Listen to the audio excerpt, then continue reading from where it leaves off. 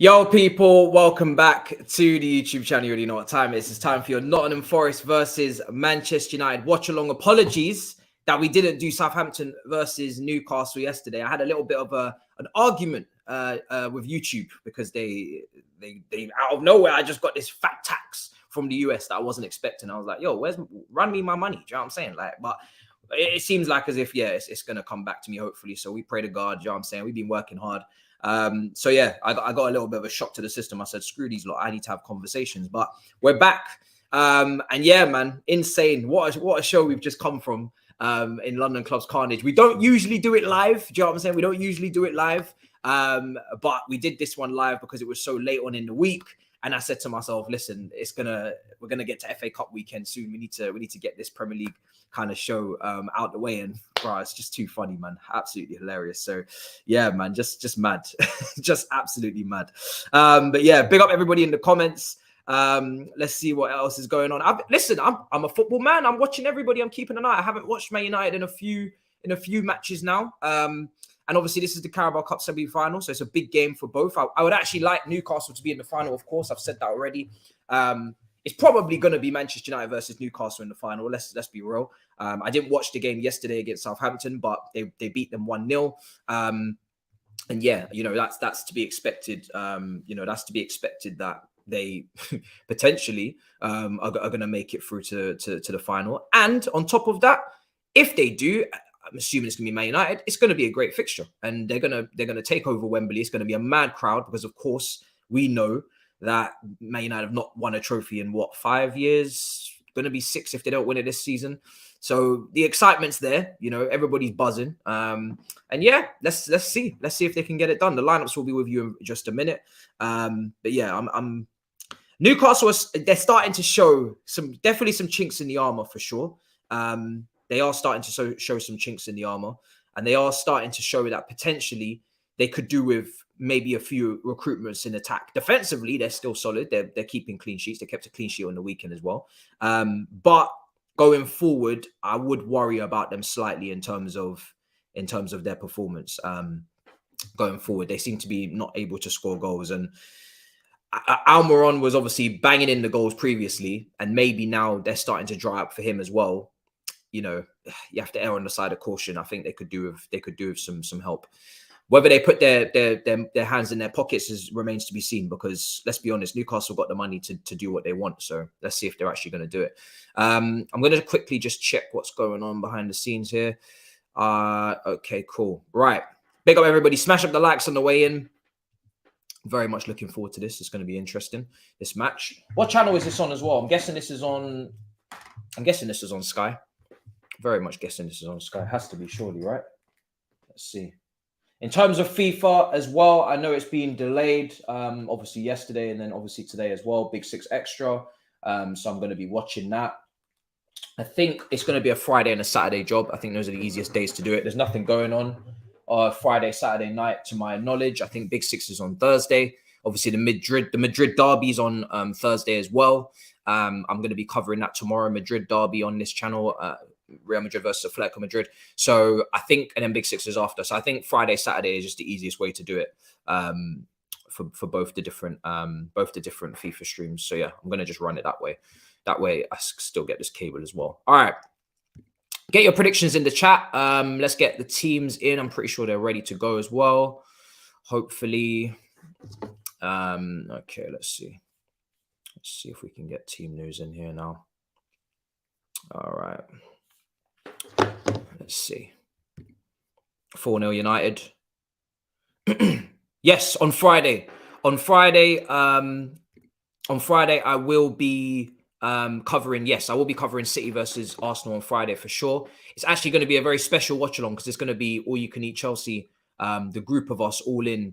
It's going to be mad. It's going to be mad. So me, Eunice, Miz, Drogba are going to do a once-off watch along. All 4 of us on the channel. And we're all going to watch that what is going to be an incredible game. Let's keep it a buck. It's going to be a great game. I am looking forward to it. So yeah, I think that for me is going to be a special watch along. Layout wise, I'm interested to see how it looks. But yeah, 2-1, 2-0 United, 2-1 United, 2-0 United, 4-0, 3-1, 4-0. Okay, cool. That's high. 4-0, 2-0. Yeah, no, it's going to be mad. It's going to be mad. Now, hopefully it all aligns. Do you know what I'm saying? Have you seen Andre Santos? Yes, I have, for Brazil under-20s. I believe he scored against the Argentina under-20s, didn't he? Looks great. There is a speech that's going around. Yes, I saw it as well. I think that may have even been involved in my last video, his kind of leadership kind of speech that he done. Yes, I've seen. Yes, he's playing career mode. I've seen. Yeah, expressions. He already. Yeah, Eunice has already told you. Yeah. I saw his last video. He did mention it at the beginning. Indeed. Big up, much appreciated. So yeah, it's going to be interesting. It's going to be very interesting how that watch along goes in terms of all four of us and the timings of everything. But I'll just put the timer on whoever's ahead, and we'll go from there. And then in terms of in terms of everything else, we'll see. Madrid is going to smash Atletico. I've been hearing Real Madrid they're not doing great. I've been hearing that it's not been all rosy for Madrid. They maybe haven't. Their fans online seem to be very annoyed. So that's why I'm looking forward to watching that game. I haven't watched them since the Barcelona match where they lost and they got absolutely destroyed that game as well. Absolutely destroyed. All right, let's see. We have not seen the lineups, but let's see. Let me see if I can just reload the whole thing. No, nothing yet. The lineups are out for sure. I just don't have them yet graphic wise, so I'll get them to you in a minute. Let's see. Let me see, people. Yeah, I don't have them. I don't have them just yet. Give me a couple of minutes, hopefully. All right, Forest will win. Madrid beat Bilbao comfortably. They're missing Casemiro. I've heard about the midfield. Listen, when I watched them against Barcelona, they were dreadful and they could not compete in midfield. And it's actually starting to make me think that this this Real Madrid versus Liverpool game in the knockouts of the Champions League actually might be very interesting, because I would like to assume that they're going to beat Liverpool, but with what I'm watching, I'm not so sure. I'm really not so sure. I'm going to be completely honest with you. I'm not so sure. Their performances are against good opposition looking a bit scary at the moment, especially with that Barcelona one. Midfield, they couldn't compete, man. They had Camavinga in there. They hooked him off, even though I felt that was kind of harsh because Modric, Kroos and Valverde weren't doing anything either, if I'm being completely honest, off the ball. And I felt like legs were the issue there as well. So, yeah, I don't know, that midfield. Without Tchouaméni, I mean, maybe he'll be fit. I don't know how long Tchouaméni's out for, but without Tchouaméni, there was definitely a lack of balance in that midfield. 100% lack of balance. He's been injured, yes. Keep an eye out for Delineo for Forest, young DM from Brazil. Yes, good point. I saw that he was signed, so I am now very interested to see what goes on there for him. I am very intrigued. Very, very intrigued on that front. Okay. Let's see.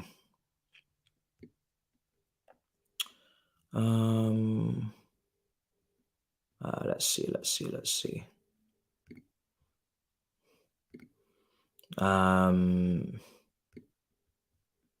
Okay. Forest will win. I think the lineups are already out. Yeah, the lineups are definitely already out, but we don't have them. That's the problem. That's the only issue. So we're just going to find out graphically why that is. Okay. Did you see Burnley announcement video? I mean, what, again? They're doing this again? Surely not. Bloody hell. Burnley, every time they put out... I haven't seen this. I'm actually going to look at it because it's that good. Because it's actually that good, I'm going to take a look at it. Every time Burnley put out an announcement video, it's always a madness. Let me take a look at what you guys are talking about. I'm gonna see if I can. I'm gonna get the lineups up on Twitter as well because this delay is ridiculous.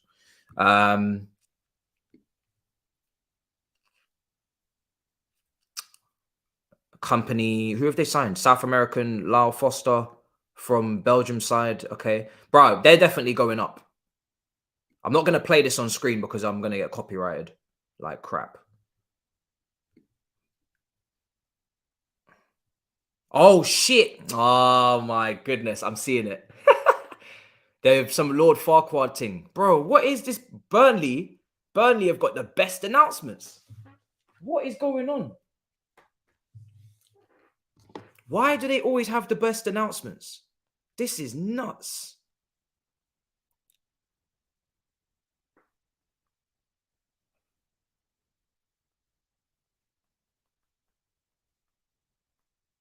This is nuts. I can't even listen to it because I don't want to copyright. Yeah, this is mad. Burnley are actually mad. Fair play. Starting lineups. Don't worry, I'm gonna get them. I'm gonna get them up on the screen. Right. Let me read them out to you, and then we're gonna get them on the graphic.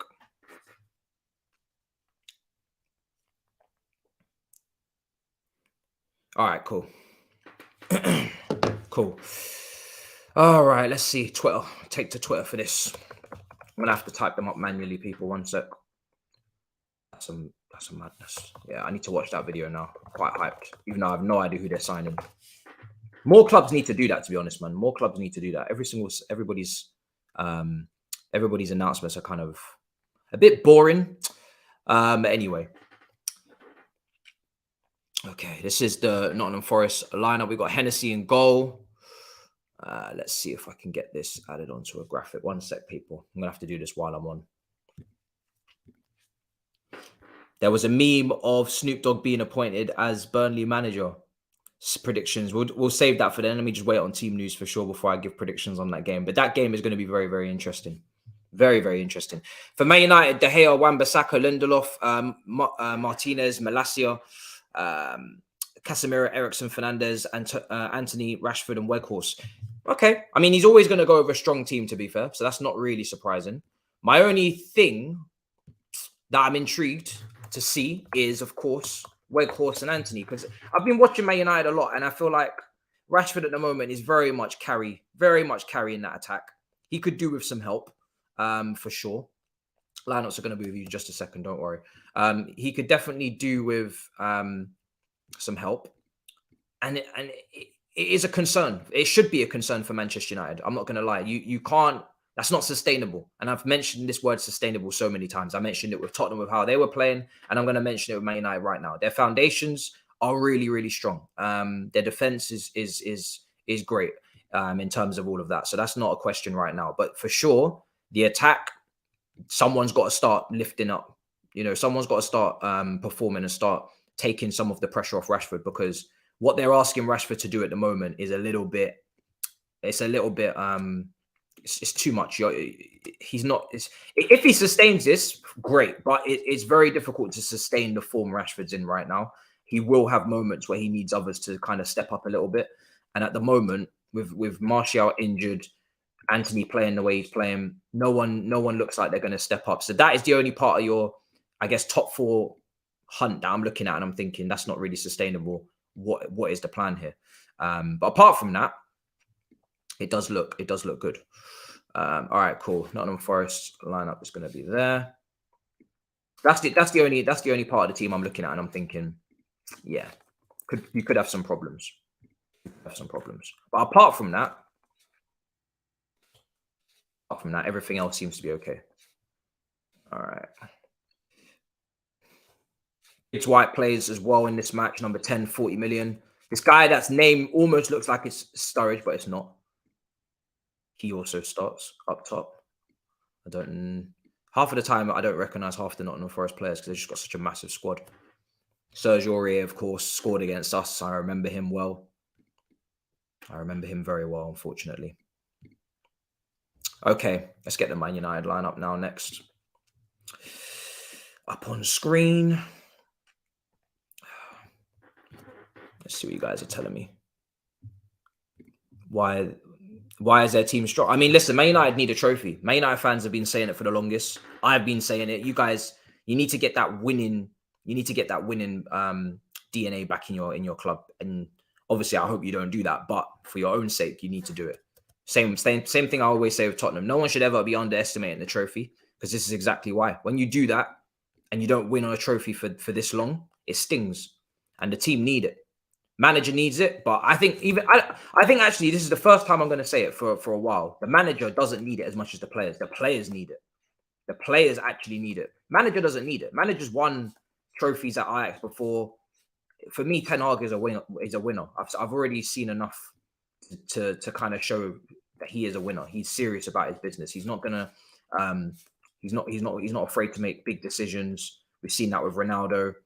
You know, he has what it takes to win trophies for United. That's not the problem. It's the players that you have to look at. The players have got to make that jump. But I think when you make signings like Casemiro, players like that, I would be shocked if you don't take that final step. It's a great opportunity to do it, but I would not underestimate Newcastle in that final. Do not. If you underestimate Newcastle in that final, then you may be in for a treat. That's all I'm saying. Because Newcastle are a proper team. Not looking completely convincing at the moment from an attacking standpoint, but they're still a very, very good team. Okay, I'm going to get these in now. Lineup's going to be on your screen literally in just a second. I'm going to put the substitutes bench in next. I just wanted to get that up on the screen now. For anyone who didn't know the lineup, those are the lineups on screen.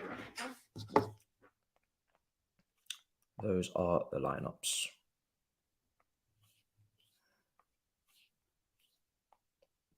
Okay, cool.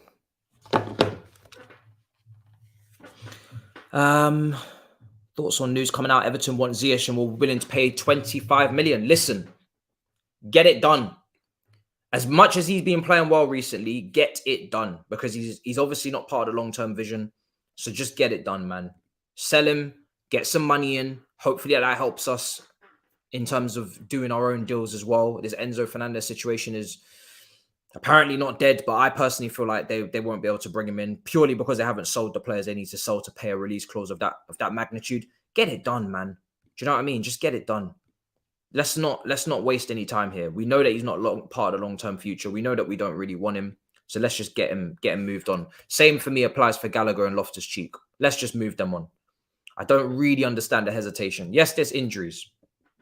Those players will come back. Let's just get it done, man. Get these players moved on. They're taking up space. As simple as that. They're taking up space. Loftus-Cheek, love the guy, but Andre Santos is coming through. Let's move him on. Gallagher, for me, technically, on the ball, just isn't good enough. Let's move him on. Just get these players moved on. Now, obviously, they have to agree to it. Can't just move them on and not expect some sort of input on their side. But yeah, we need to be working with these players to move them on, man. The squad's way too big. Too many midfielders on our books as well, especially if we're trying to bring in midfielders. We've got about 9 or 10 midfielders, I think. Which is ridiculous. Varane is on the bench for United. Lindelof is I guess one of those players you could say is obviously not usually a starter, so he comes into the team. But I was just saying on the last show, Man United against Arsenal. To speak more about Man United. Man United did a good job. They did a good job. I disagreed on Big Six when we were speaking about Man United. Yes, I know from a shot, if you're looking at shots and you're looking at, how many chances they had in comparison to Arsenal and all these things. Yes, Man United didn't have as many chances. Yes, Man United weren't as good. But I still think it was a performance worth giving credit to. Obviously, you don't get the points, so nobody cares. And yeah, that is football at the end of the day. But I do think the performance was pretty good. And then when someone brought up the point of the fact that they did play midweek against Palace and they were obviously against Manchester City the game before, you can understand why Manchester United may have, not been able to keep up pace-wise in the second half. So yeah. Arsenal only had 5 shots on target, says Z. Yeah, I mean, a lot of them were blocked, weren't they? As I was trying to say on the show, I felt like they were just able to sustain their attacks a lot longer than you were. So when they went forward, they would be in your half or in your penalty area or in your defensive third for longer than you would be in theirs. So they were able to continue getting those shots off and keep stacking up those statistics. Whereas when you guys went forward, it was like one shot and then that's it. And then, you have to start all over again. And I just believe that's because of the players that they had playing behind in the midfield to recover the ball. They're just better at recovering the ball. You look at Zinchenko and Partey versus Eriksen, who's recovering the ball quickly and who's not. You know, who's going to be able to win the ball and then feed it into your forwards again for another attack. There's no comparison, is there? So that's just how I see it. But yeah, I thought first half you guys did well. Second half, massive drop off, and no Rashford, no Partey, man. No Rashford, no Partey. You guys had to get Rashford into the game a hell of a lot more, and you couldn't do that. So that's where the problem lies. The problem lies for me. But this game, I'm not expecting anything remotely shocking from this match. I'm expecting a very routine win here. Anything other than that would be poor from Man United, considering the fact that they're playing their pretty much strongest team outside of Lindelof. And this is a massive game for them.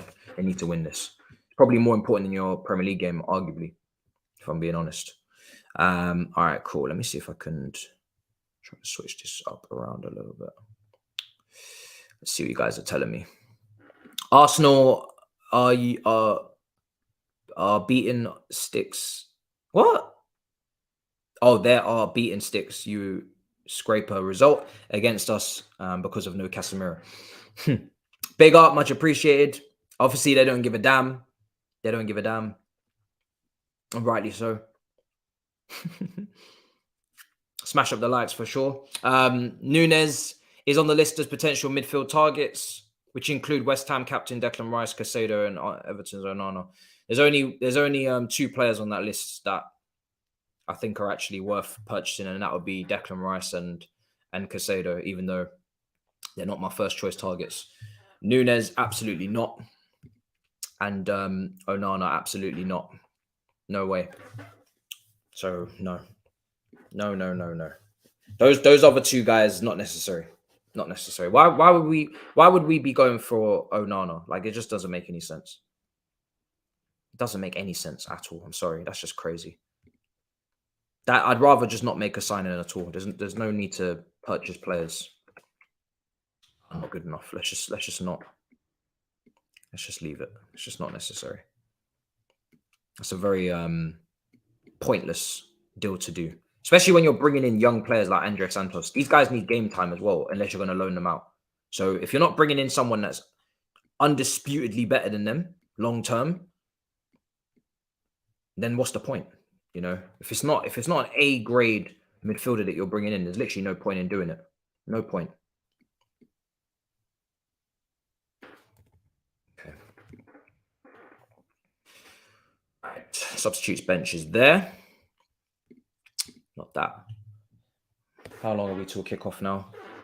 Half an hour till kickoff. Let's see.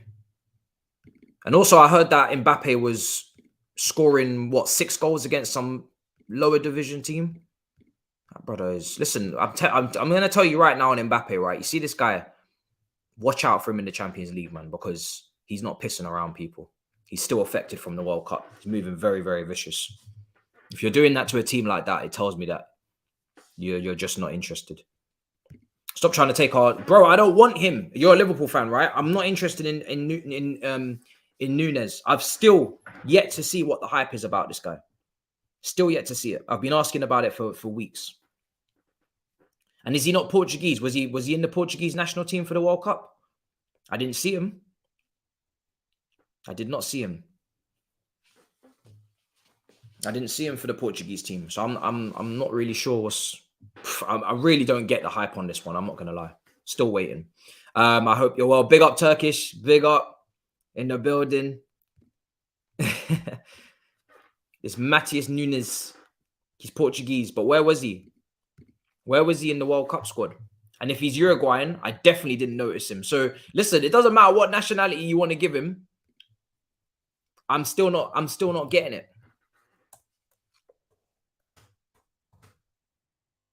Still not getting it. Let me. There he is. Where is he from?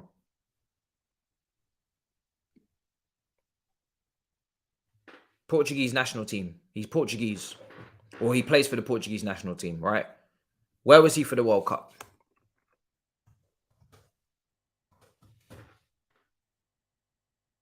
Was he in the squad? I think he was. He was, but he wasn't playing. He wasn't playing. I have seen that Lyon are looking at Lamptey for a replacement. I have, yep. We don't need ball carriers. So this is my point. We don't need ball carriers. We need players that can pass the ball. That's the problem. This is why I'm not interested in him. He's a Portuguese Loftus-Cheek, isn't he? That might be able to shoot from distance. No, I'm not interested. I'm not interested, man. I don't need ball carriers. That's what people are forgetting. We need people that can pass the ball. That's why I want Enzo Fernandez. We need people that can pass the ball. Enough of these ball carriers, man. All these midfielders are ball carriers these days. We can't pass the ball. I'm not interested. I'm not interested. Enzo or bust. Exactly. Did any of you clock Griezmann's performance for Atletico Madrid on their last game? He's been elite. I haven't been watching Atletico because when Saeed watched them once and it was a Felix eye emoji kind of, he's going to join us next, Felix type thing. They stunk up the place apparently and they were awful to watch. So I've refrained, but I am going to watch them against Real Madrid on tomorrow, literally tomorrow. So we're going to see. We're going to see if how they play and what's going on over there because I am intrigued. I am very intrigued. Malacia is a nice player. I don't think there's too much to say too much about Malacia at the moment. He's got all the attributes to be, a top fullback, but early days, isn't it? He's kind of been rotated in and out with Shaw this season. His positioning at times, only a few times in a few matches I've seen it has been a little bit off, but he's got the work rate to get back and actually, go and contest again for the ball, which is good. So nothing too much to say on Malacia at the moment. He's still developing. Is he not really young as well? What is he, 20, 21? Really too much to say on Malacia. He's not a standout at the moment. Standing out. I think he's 23. Okay. He's not standing out at the moment. We'll have to see just how good he is. But he was good in I think it was the Europa League. I might have seen him last year. Was it the Europa League or the Conference League that he was playing in last year? I think I seen one of his games and he looked very, very good in that match. So yeah, it's a solid first season. There's not really too much pressure because Luke Shaw's stepped it up once again. So yeah, Rashford's in his prime. He has been nearly Rashford's nearly 30. Bro, how old is Rashford's not, bro? Rashford's young, man. Rashford's one of them people that don't age. He's only 25. Rashford's only 25. Yeah, Matson's better. Listen. Let's wait until he gets into the Prem, but we got stocks in Ian Matson for a while, man. Much better than Dujon Sterling, who man were like trying to talk up before. Ian Matson, that's the one. But we'll have to see because there's not really any space for him at the moment. So if he gets a Premier League move or Burnley get promoted and he just stays there, I don't know what's going to happen. But Ian Matson definitely excites me way more than Malacia for sure. Definitely. All right. Let's see.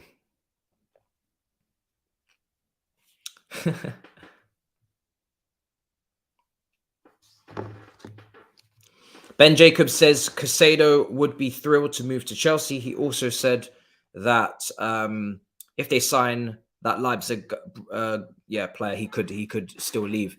Exactly. Right now, when you look at Brighton, they hold the keys to a lot of what we're trying to do. Unfortunately, you look at them in terms of the Lamptey situation. Is he going to go to Lyon? That could potentially free up Gusto. Then you also look at the situation with this Leipzig midfielder. I saw this report as well. If they get him, does that free up Caicedo? I saw that they put £100 million price tag on Caicedo. I wasn't even comfortable with us paying 75. I'll be damned if we pay 100 million. Like, we just ain't gonna do that. He's not worth overpaying for. That's my point. We have definitely overpaid. We have definitely overpaid for Enzo if we were to pay the release clause, yes, but I think his skill set is more rare, and I could stomach overpaying for him because I think he's more unique. But I don't think it's worth paying for Caicedo. As much as I like the player, I don't think it's worth overpaying for him at all. Not 100 million. That's just absurd. It's absolutely absurd. So absurd. I'd rather just, if you're telling me Declan Rice for 70 million or Caicedo for 100, you just go and get Declan Rice. As much as people won't like to hear that, better value for money. Much better value for money. But let's see if we make these sales, man. Because I'm seeing all these players that maybe are available if the right price, Gallagher's, Ziyech's, etc. Let's see. Why are we in for Matisse Nunes, man? I'm seeing some of these reports now you guys are talking about. Why?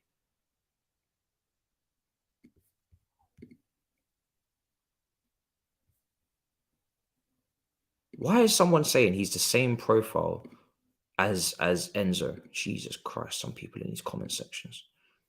I don't think I've ever seen Matisse Nunes do what Enzo does. What is this waffle? What in the waffle is this, man?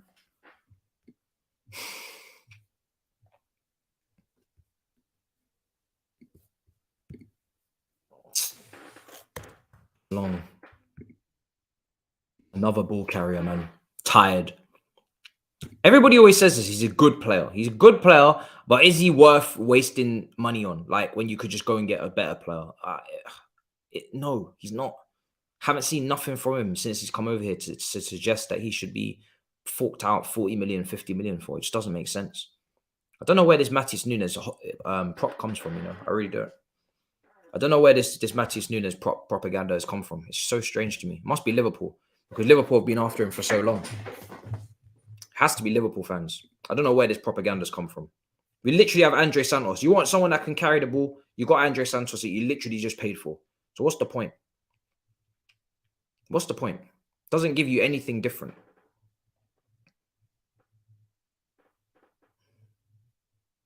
Just so crazy to me.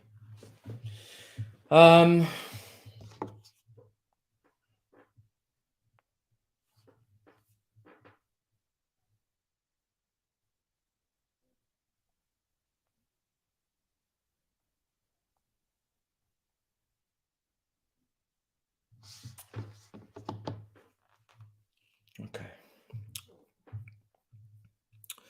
All right.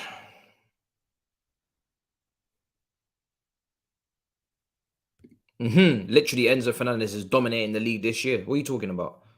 So, you, sir, are not making sense. He's literally dominating the league this year. So, your guy dominated the league last year. My guy's dominating the league this year. But my guy also did it at the World Cup. So, my guy wins. Literally wins. And one goal at the World Cup. You obviously didn't watch him, mate. If you think all he did was one goal at the World Cup. Don't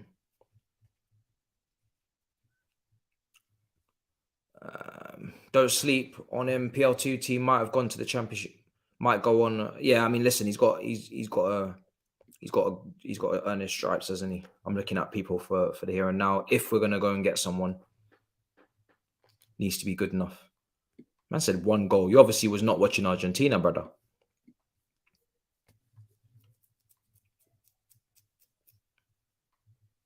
I would pay whatever it. I would rather overpay for somebody that I actually rate and think is worth bringing into the team, like Liverpool did with Van Dijk and like Liverpool did with Alisson, then underpay or then just pay 40 million for this guy that I don't really rate that highly. So yes, I would pay 3 times more because I believe this guy is actually worth paying for.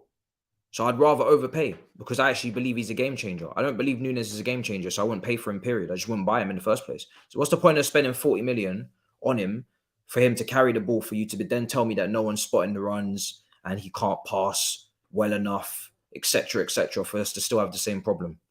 What's the point? Doesn't make sense. So, nope. I'd rather just not get anyone. Waste of time.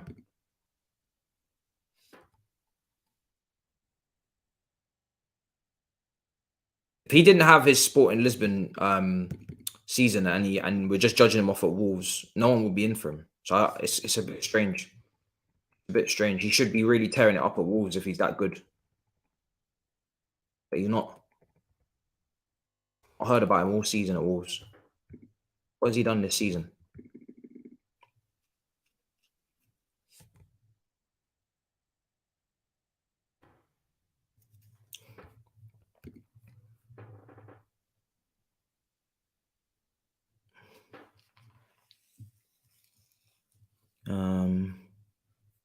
Let's see.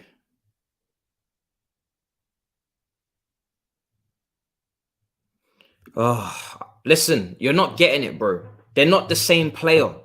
So even if Nunes dominated last season, I'm looking at the player. Nunes and Fernandes don't play the same way. Just watch them. Watch the two players, and you can see that they don't play the same way. So what am I looking for? I'm looking for a player that can pass, that can create chances, that can add a bit of creativity to the team in that way. Nunes doesn't do that. Matisse Nunes doesn't do that. Like you all say, he's a ball carrier. We've already got ball carriers. We have Kovacic. We have Loftus-Cheek. We have all these ball carriers, but we have nobody who can pass. So what's the point in, I'm not going to call X. What's the point in buying another ball carrier when you can just go and actually get somebody who can pass the ball? How many times have Chelsea had a player making a run and no one spots it? That's not a ball carrier. That's a passing. That's a moment to pass the ball. That's like comparing Kovacic to Modric. Exactly. That is exactly what it is. Thank you. That's a brilliant example. That's like comparing Kovacic to Modric and saying that you want Modric, so why wouldn't you take Kovacic? Because they both play for the same team country-wise and they're both great players. It doesn't make any sense. I need someone to pass the ball. I've said it so many times. You literally can see Chelsea attackers making runs. Nobody finds them. So I don't need another ball carrier to hold the ball and not play the pass. I don't need it. So regardless of what he's done at Sporting Lisbon, it's a profile that I'm looking for. And Enzo Fernandez fits the profile. Fits the profile much better. It's not even close.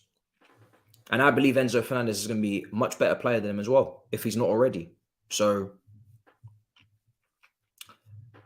another case in point. Let me ask you actually the same question, because I actually want to kind of expose your logic. Would you have taken Nunes from last season? Would you say Nunes and Diaz are the same player? They both played off the left wing. Diaz at Porto at Liverpool, and Nunes played off the left for Benfica a lot of the time, coming in off the left. Would you say they're the same player? And if they're not the same player, would you not mind who you get? Does it not matter who you get? What's the difference? They both ripped it up in the Portuguese league. So what's the difference? What's the difference between getting Diaz from Porto and getting Nunes from Benfica if they both ripped it up anyway? What's the difference? Big difference. One can trap a ball and one can't. No. I'm talking about the striker. Nunes. I'm talking about Nunes. Nunes, who scored all them goals. Darwin Nunez. That's what I'm talking about. If we ain't getting Enzo, I see no point spending money on players who doesn't elevate the squad. Casado is good, but nowhere worth 100 million. Yeah.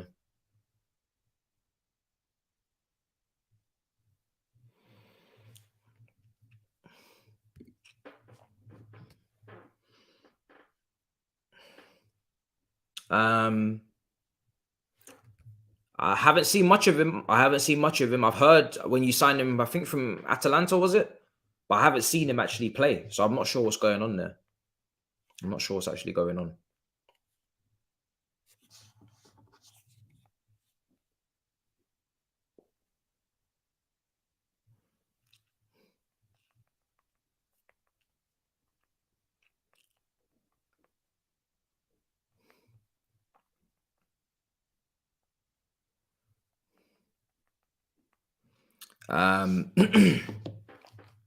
Let's see.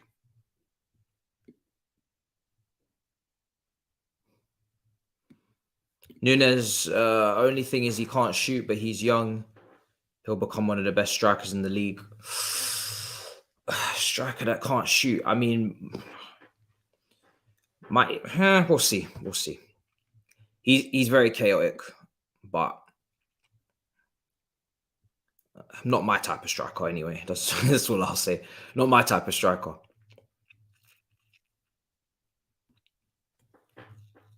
But I would be doing I will be doing the second leg for the Southampton Newcastle. I just had some issues with YouTube yesterday. But I would be taking Diaz 1,000 times over Nunes. And it's not even close for me. Just because in terms of what one is offering on the ball and what the other one is night and day. Now, Nunes, to be fair to him, does create havoc and he does create chances due to that. But I didn't say it wasn't good. But again, are they the same player? No. Do they give you the same things? No. Do they play in similar position? Yes. They do. Nunes was playing off the left for Benfica a lot. And he could play off the left for Liverpool. He came on, played off the left, I think, in the Chelsea game. Diaz plays off the left, and they're not the same player. So it's not about who's good and who's not good. It's about who does what when they play in certain positions. Two left wingers are not the same. Two left wingers are not the same. Just because they come from the same team, same league, whatever, they don't play the game the same way. So if they don't play the game the same way, then you have to look at what do you need? What does your team want? What does your team need? And who are you taking? If my team was a counter-attacking team that soaked up pressure and then needed someone on the break, I might take Nunes over Diaz. But if my team's a possession-based team and I need my left winger to create and to drop in between the lines and take the ball and have a good first touch and do things, then I'm taking Diaz. A lot of money for war come good. That's what you pay for these days, man, is the potential. You would take Nunes at Chelsea? What? Oh, Lord Father. Oh, my goodness, bro. That might be one of the most radical things I've ever heard. You would take Nunes at Chelsea. You've watched Nunes at Liverpool and you would take that at Chelsea. Why? I'm so confused by your logic today. Why? Bruh. Nunes is one of the most certified flops at Chelsea I've ever seen in my life. Him and Gakpo, certified flops. They would not do well at Chelsea at all. I'm shocked to hear you say that, man.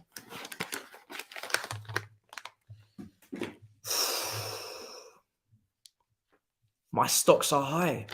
Bro, you better swap them stocks out for someone else, bro. I'm not saying to get rid of all your stocks, but to put them that high for him, you're crazy. You have to be trolling. People are saying that you're trolling. I'm not going to lie. Man said Nunes at Chelsea. You're going to make me sick.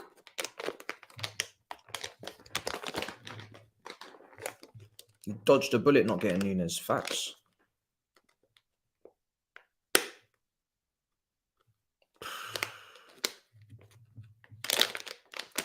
The way you're talking, you're going to tell me Enzo Fernandez's creativity is the same as Nunes' creativity, bro. You're going to tell me that it's the same creativity. You said you want to create chances, right? Why don't you want Nunes? You're literally 5 seconds away from saying something as mad as that. You're so close. So close. I can feel it. I'm actually expecting you to say that to me. You want to create chances, right? So why don't you want Nunes? Oh, Lord. What's my score prediction for this game? Is this wire long enough? My score prediction for this game is... I swear if this wire...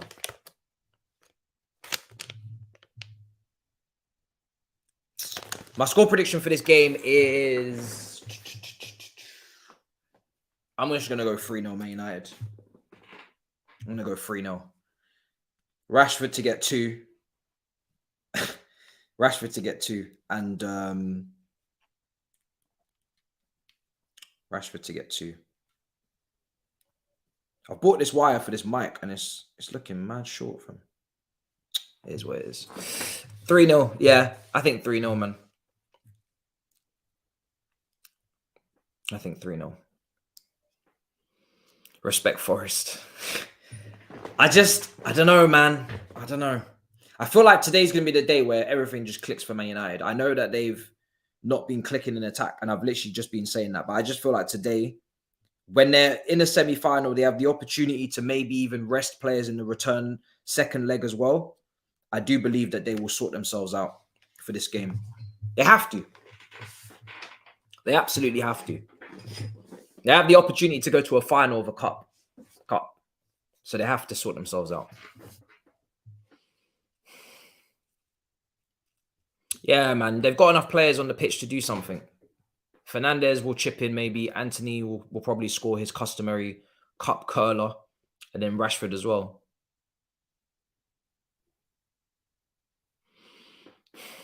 You know, Anthony loves a cup goal at the moment, man. Going to the City ground ain't easy. Yeah. Maybe so, but today...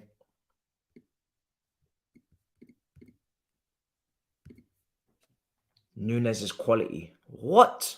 I mean, listen, each to their own in it in terms of what type of forward you want. But I've just come off the back of Lukaku and Werner, so no thank you. No thank you. No thank you. But you guys sound like what we sounded like when Lukaku started off really strong for us and when Werner was creating opportunities with his runs and stuff. So you sound a bit like us, I'm not going to lie. If you're a Liverpool fan, you do sound like what Chelsea fans used to sound like.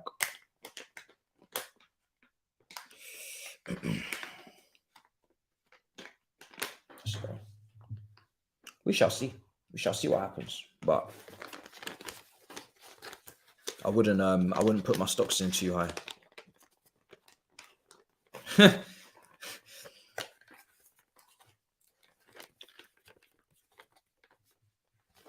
If Nunes, I mean, listen, his goals to minutes ratio, isn't it? That's what people keep banging on about. But man has missed the most big chances in the Premier League by far. I mean, actually, if I'm to take a look, he could actually beat the record that Robin Van Persie set in year was it 08, 09 or something like that? I can't remember.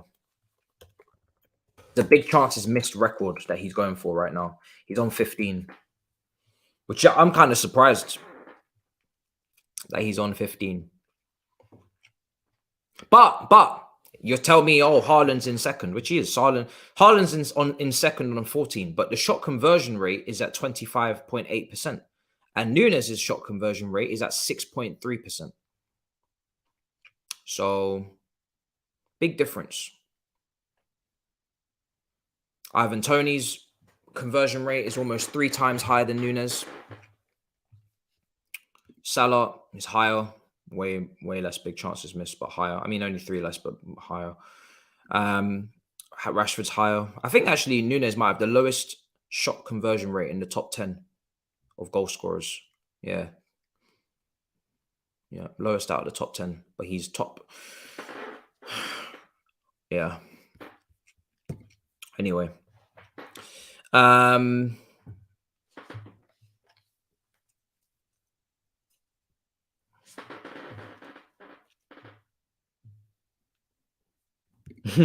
it's always when his shooting improves. His shooting is meant to be the only thing that should be the same as when he was at Benfica. The goal is the same size, please. Okay, let's not spam. Let's not spam, please, on this.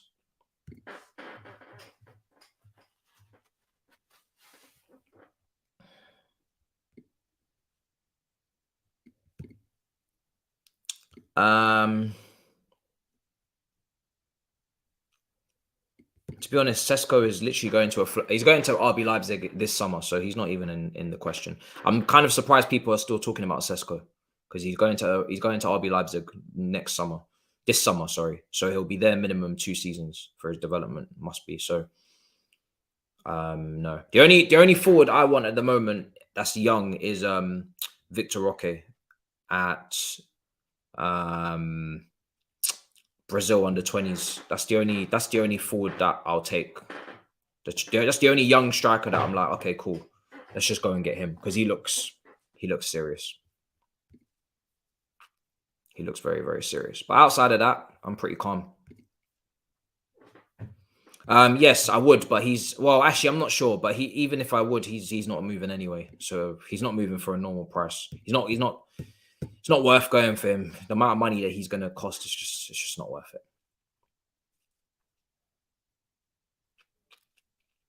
Yeah, it's not gonna be worth it. He's gonna cost way too much.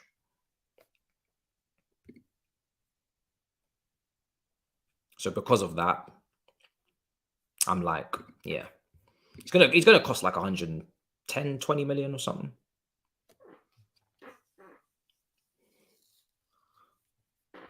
We do. But you don't actually know who's going to actually work out and who's not. They've got to go out on loans. They've got to go through the multi-club model that we haven't even put together yet. So it's a rat race to see who makes it, isn't it? That's why we pay peanuts for Fofana. You either make it or you don't. If you don't make it, market value, make a profit. If you do, then great. You don't put all your stocks in one young striker that you've signed for 10 million from Molde, and then leave it at that. That doesn't make any sense. That's what stupid clubs do.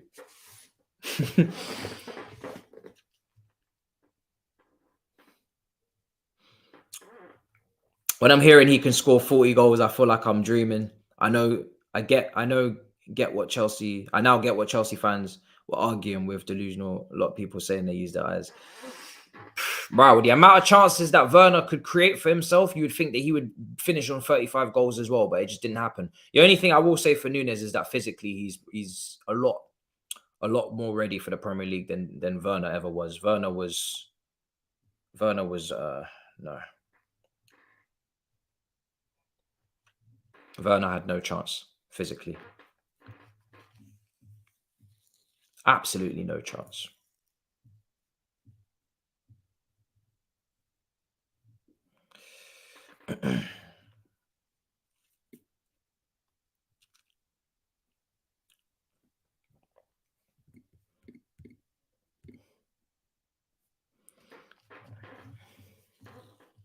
Yeah. All right, cool. Kickoff is not far away. Let me make sure the timer is ready to go. Steve Cooper in his pre-match saying he doesn't want any regrets. We shall see. I mean, I'd love Nottingham Forest to do something. Listen, if Nottingham Forest can win this, I mean, it's 2 legs. This is why it's difficult for me. I highly doubt they're going to get through on 2 legs, man. If it was one leg, you never know. Anything can happen in football. But when it's 2 legs, I find it difficult. I find it very, very difficult to think that they're going to be able to get it done. But you never know. But I would be surprised, people. I would be very, very surprised if they got it done. 2 legs, man. If it was one, all it needed to be was 1 leg. If it was 1 leg, you know. But 2 legs, I just don't see it. I just don't see it. All right, kickoff. Let's go. 1 minute. Let's get this timer ready to go.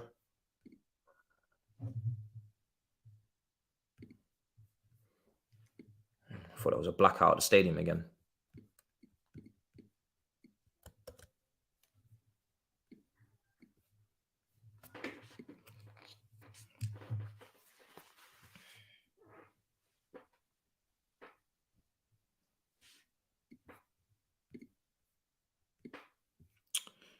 Okay.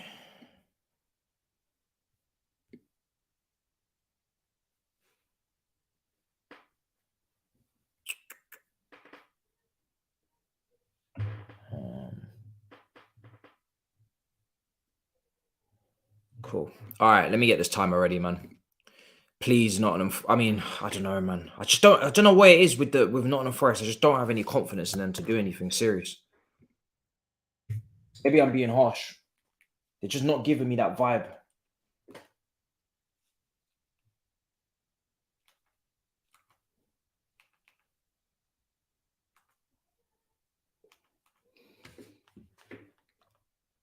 Just don't give me that vibe.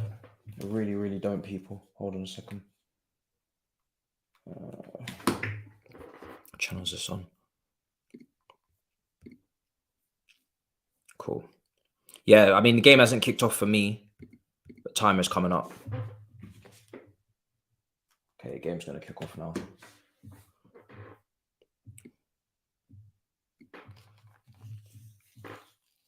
Next FIFA stream will probably be. Oh, damn it! It's already kicked off. I'd say it'll probably be Friday and Saturday. Just easier to do it then when there's no big sixes tomorrow, and yeah, it's just easier. So I think Friday, Saturday. Look how strong Man United's team is for Forest Cup game. It's a semi-final, man. I'm not gonna lie. I would assume it would be strong. It has to be strong. They're in a semi-final. They have to win. They have to win. They're in a semi-final. So, if they didn't play a strong team, I would be questioning them. That's. I'm not gonna lie. If they didn't play a strong team, I would be questioning them a lot more. So,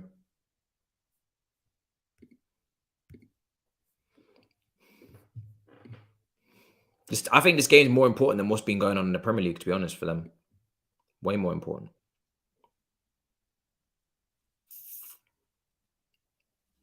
Okay, way more important, people.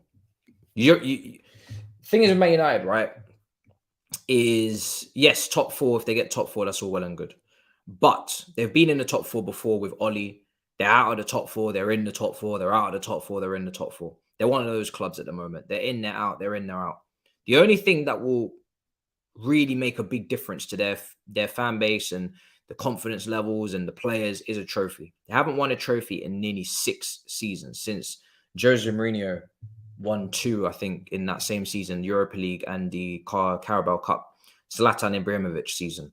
So the only way to kind of break that is to win a trophy. So this is more important for me than the league, in my opinion. For them, it's just way more important. Way more important. In terms of like a game because a semi-final for me is more important than any one individual Premier League game. If you could say what would you rather win, one individual Premier League game or the semi-final of a Carabao Cup, I'm taking the semi-final. That's my point. It's more important. So they're 2 games away from being in Wembley and in the final of a trophy. So for me, that's way more important than a Premier League match. Way more important.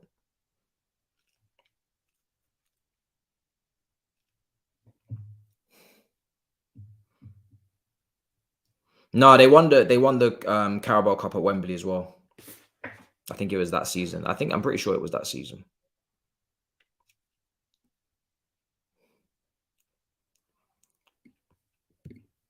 You see that report? Barkley told Gordon to stay away from Chelsea. I'm fine with Gordon. Yeah, that's great. Listen, I'm glad. Thank you, Ross Barkley. Thank you, Ross Barkley. I hope he did say that because that's exactly what I like to hear. In regards to Anthony Gordon, I'm not trying to see him sign for us.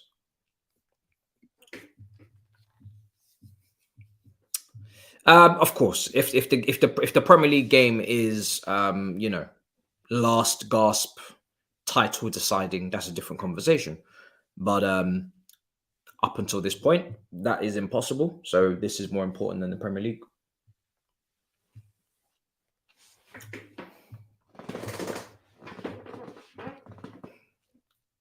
Yeah. Anybody who does check La Liga and checks Barcelona's defense, it's like, yo, that defense it's always. I always wait to see when people will check it. Like, it's not normal. Genuinely, if Chelsea or any other club were doing this in the Premier League, they would, obviously Newcastle, right? Newcastle will be spoken about, but Barcelona are going very under the radar for their defensive record this season. It's nuts. Absolutely nuts. Newcastle have conceded 9 in the league. Barcelona have conceded 6. Like, deep it. They've conceded 6 goals. Do you know how mad that is? It's really not spoken about enough. 6 goals. Nothing but clean sheets. They actually conceded to Espanyol with 10 men in a 1-1 draw. It's mad. It's just their defensive record is insane.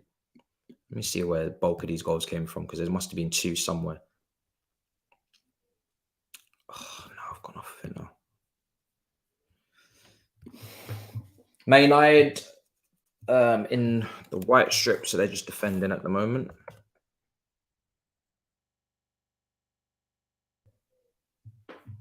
Gonna play it. It was a penalty in that game as well. You see what I'm saying, bro? It's like Barcelona's defensive record. This is what Man United have to come up against. Here's Rashford. Oh, Rashford! Oh, Rashford! Oh my God! This guy is unstoppable. He's unstoppable right now. Oh my. You see why I gave Nottingham Forest no chance? It's because of him. Purely. And because Anthony loves a cup goal, but Nottingham Forest can't handle him, man. Oh my God. What a goal. Bro. He is on fire. They play it. Look where he picks up the ball. He takes the ball from the halfway line and puts it in the back of the net. You see that? That's mad. You see that?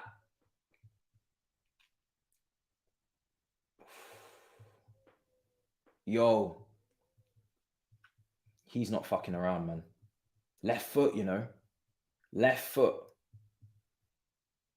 Yeah, man. It's long. It's long. It's long. It's long. It's long. It's long. It's long. It's long.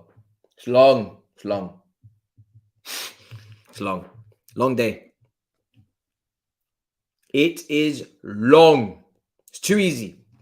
Too easy, man. He took it from the halfway line. Do you know how insane that is? To take the ball from the halfway line and just score by yourself. Like, I don't give a damn who got the assist because it's irrelevant. Nobody got the assist. You don't get an assist for that. He has literally taken the ball from the halfway line on the left channel, gone past 2 to then 3 players and bagged it on his weaker foot. That is the definition of carrying your team. That's some carry shit. That's some carry job shit right there. There's only a few players that can do shit like that. He's in disgusting form. He is in absolute disgusting form. Unstoppable. Well, look at Anthony. You see what I'm talking about? Did you see Anthony, how close he was to scoring? It doesn't matter how poorly this guy's playing in general play. If he comes up against opposition that he fancies, he's going to bag. He's going to bag one of those shots. Nah, man, he loves it. He did it against Charlton as well. He loves it, man. He's bagging, Rashford's bagging, and someone else will bag. Maybe Bruno. I'm telling you, Nottingham Forest don't stand a chance today, man. I'm sorry. They don't stand a chance. This is his bread and butter, this type of game right here. He loves this shit. He loves it. He absolutely loves it. Wow, Rashford, man. He's doing Saka's celebration. Don't play with that one. Don't play with that one. Don't play with that one. Oh, you know what's funny? It's not even Rashford's celebration in the first place. If you guys do your background checks, he wasn't the first person to do that celebration. I think you guys know that anyway. Obviously, he's the one that's given it like notoriety and has given it clout and shit recently. So he gets the clout points, but he didn't even make that celebration. I've seen that celebration loads in the past.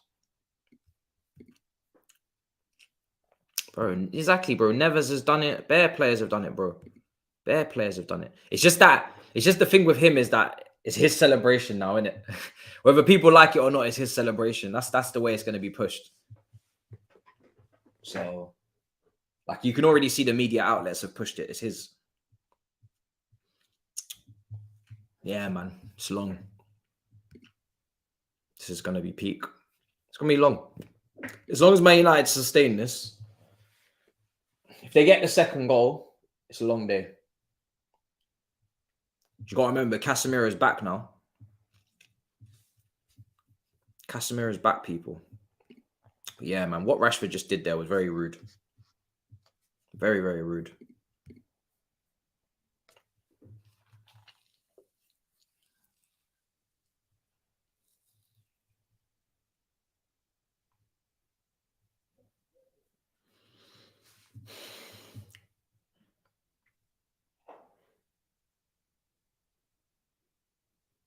Tchouaméni did it against him when he knocked him out at the World Cup. Ooh. That's not very nice. All right, corner kick for Nottingham Forest, taken short, played across the area, whipped. Oh my God, that's a horrendous pass. That is so bad. Oh my goodness. What are they doing? Here come Man United, Weghorst. Oh, Rashford. What's he got? What's he got planned? Malacia.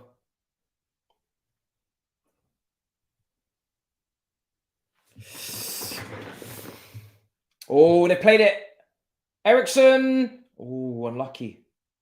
Very unlucky.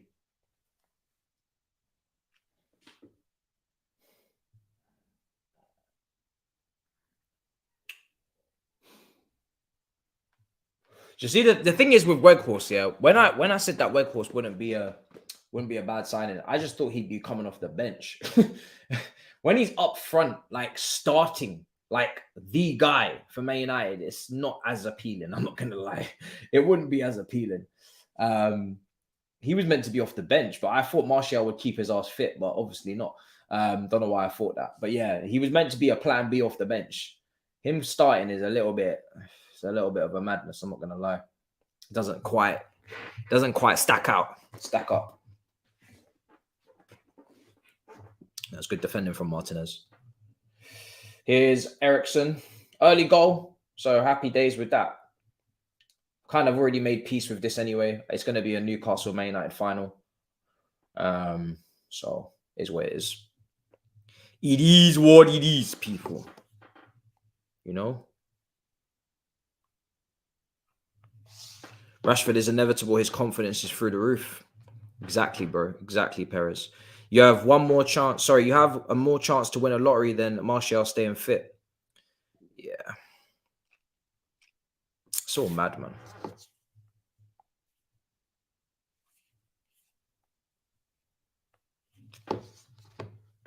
Amount of times I've seen Saliba and Gabriel bullied Weghorst was surprising to me.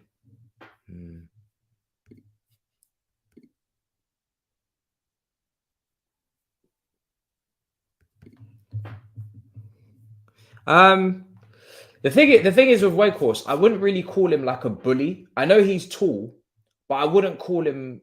He kind of like a Peter Crouch. Like with his feet, Weghorst is actually not as bad as you'd assume he would be, and with his height, he's actually not like he can win headers. Don't get me wrong, but like he doesn't strike me as someone who's gonna bully opposition defenders. He's kind of like a link up kind of guy. He's a guy that you need to. Oh, Anthony again. He's the kind of player that you kind of need to have bodies close to him, and you need to play off of him, like as you just did, right? You saw he received the ball, he played it along, and it turned into an Anthony shot. That's kind of what he is about. He's not about. He's Dutch, so Dutch players have always got a little bit of tech to them. He's not about this whole bully. He's not what's it called? What were they calling Lukaku? Flat track bully? Flat track bully. He's not that.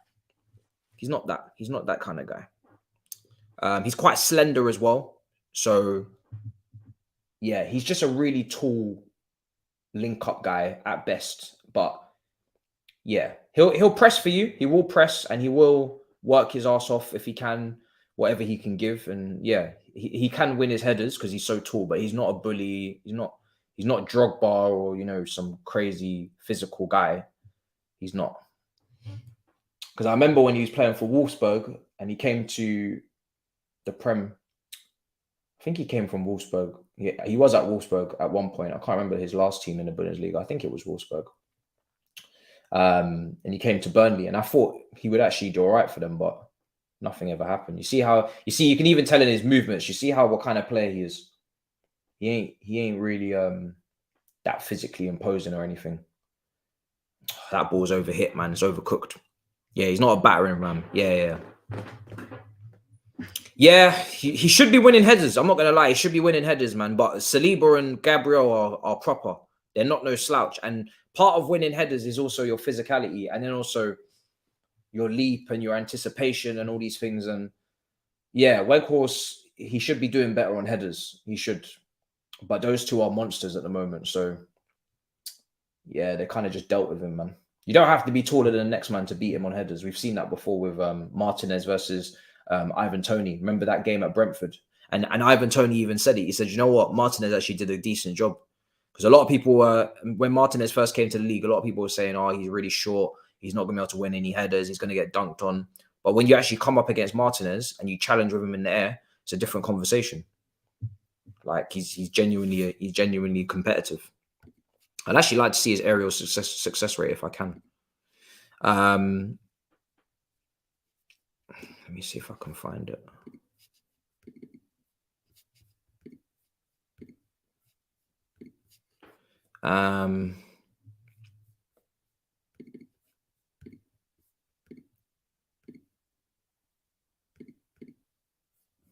All right, cool. Let me see if I can get.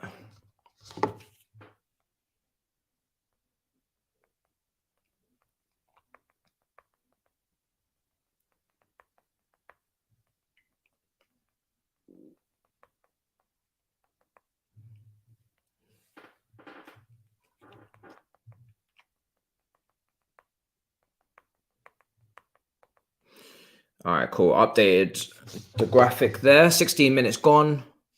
Let's see what you guys are saying in the chat. Any questions footballing wise or any like, you know, anything like that, hit me up in the comments because it's going to be one of those games where it's very comfortable for Man United. I'm not going to lie. Even, you know, if they don't get a second goal, maybe Nottingham Forest might do something, but nah. I think Man United are gonna do it. I said it before the game. I really do. Weghorst doesn't utilize his height. Haaland didn't in the Bundesliga. Heading probably is Haaland's weakest attribute, goal scoring wise. He doesn't win them all. It's a fair point.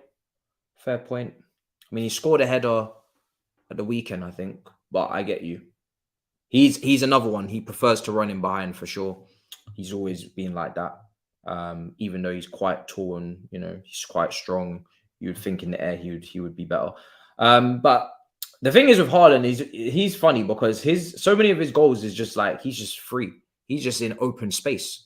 So it's like he's in so much space sometimes because of his great movement. He doesn't even have to contest with anyone. Like his header was a free header the other day. Absolute free header. So yeah, man, it's crazy. It's just only Man City can create chances like that. Walking it in like FIFA. Crazy. Do you think we'll get one of Caicedo or Enzo? Personally, I don't think we will get either, no. Purely because Brighton are going to price us out. Enzo is already priced out because we haven't made any sales. If we were to sell Loftus-Cheek, Gallagher, and Ziyech, say for a combined fee of, let's just say, 75 million, yeah, then maybe, yes, we could go and get Enzo. We probably then would be able to, right? Because that money comes straight onto our books for FFP, and then we go and spend whatever we have to do with the release clause, and we've ended up spending whatever differential is. But we haven't sold those players and got them off our books, wages-wise and transfer fee-wise. So unless we make three sales or 2-3 sales, I don't think so. Nottingham Forest. Serge Aurier. Okay, intercepted. Kind of just seeing if Nottingham Forest can offer anything. Gibbs White. Where's he playing? Gibbs White's playing as the number 10, isn't he? I didn't actually watch him too much at Wolves to even understand what that fee was even all about in the first place. Best midfielder. Best Premier League midfielder besides Lampard. Good question. It depends what you're asking, because if you're asking about legacy, then obviously you're taking into account their full career. If you're asking about peak of their power, that's a completely different conversation, because I think Yaya Toure at the peak of his powers was one of the best midfielders we've seen, but he didn't sustain that, so he wouldn't go down legacy-wise. But he wouldn't be that high. I'm just mentioning him as an example.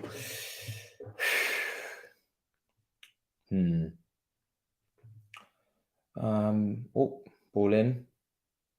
No, headed away again. Nottingham Forest, what you got? Nothing. It's tough, man. It's always close, isn't it? The Scholes, Gerrard, Lampard debate. Scholes is a top player, man.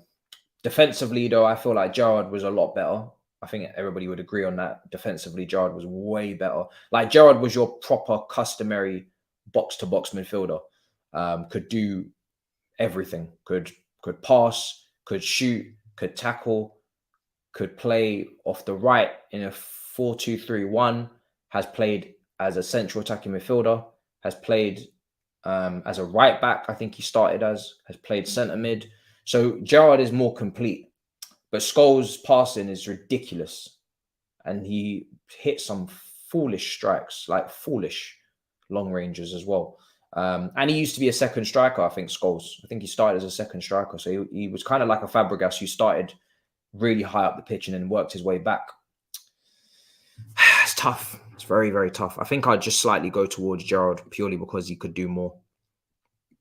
Like, Scholes couldn't defend for his life. But Scholes was brilliant.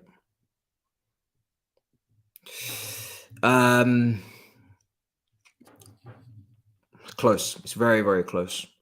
A lot of people speak highly, highly, highly on Scholes. Like, Gerrard was more your, like, thunder and lightning midfielder, whereas Scholes could go and play for, like, Barcelona. I mean, Gerrard could play for Barcelona too. Let's not say that. But Gerrard was more playing on impulse and playing on aggression and playing on, you know, he's like a Wayne Rooney of midfielders. He was more Premier League in that manner, whereas Scholes was playing on his own time. Scholes was kind of playing on his own clock. And you would say Scholes was more of a European type midfielder in that way. So it depends what you prefer, but they're both excellent players. And then you've got your Vieiras, who is just another class player as well. So yeah, man. Oh, here come Nottingham Forest. Oh, yes! Go on! I've given you no hope. So do what you must. I've given them no hope today. Absolutely none. And they've scored. Hey. That's a different type of Sturridge right there. Mad. Ooh. What's happened here? How did this happen? Is he onside? He looks like he might be off. He looks like he might be a fraction off. And I'm not going to lie to you. I think he is. If I'm being humble, in my humble opinion, I think he's slightly off. As I tilt my head, I think a slight fraction he might be off. A toe. A toe. And I mean a toe. He's off by a toe. I think he's off. I think he's off. But it is close. He's off, isn't he? He's off. Yeah, he's off. See? I could be a good person for the VAR, man. He's off. He is off. Only slightly. It's a great counter-attack, but he's slightly off. And I mean, it's fortuitous as hell. Man United did not play him off. They didn't play a line. It's not good defending. It's none of that. They got very, very lucky. Very, very lucky. That was not on purpose. And it's unlucky for the striker because I'm not even going to blame him. He can see the line, but he's such a small fraction off that it's just purely because that in that moment when the ball was played, his foot was making that movement towards running. You know what I mean? Like, if it was his other foot, he may have been on. It was just in that moment in time, he's off. You know, just in that split second. If that pass had been played a millisecond before, he would have been onside. So it's nobody's fault. It's just football. It's just physics. It's just how it goes. So yeah, I said I gave them no hope, and I maintain. I maintain. But at least they've showed something. Barcelona versus Real Sociedad. Yes, I see they're playing. I will keep an eye on the score. 0-0 under 25 minutes gone. Is that a La Liga game? No, it's a Copa del Rey quarterfinal. So I was looking at that game, and then I was looking at this game, and I said I'm gonna pick this game because it's a semi-final, and that's a quarterfinal. But that Real Sociedad are doing very well in the league this year. I think they're third. So yeah.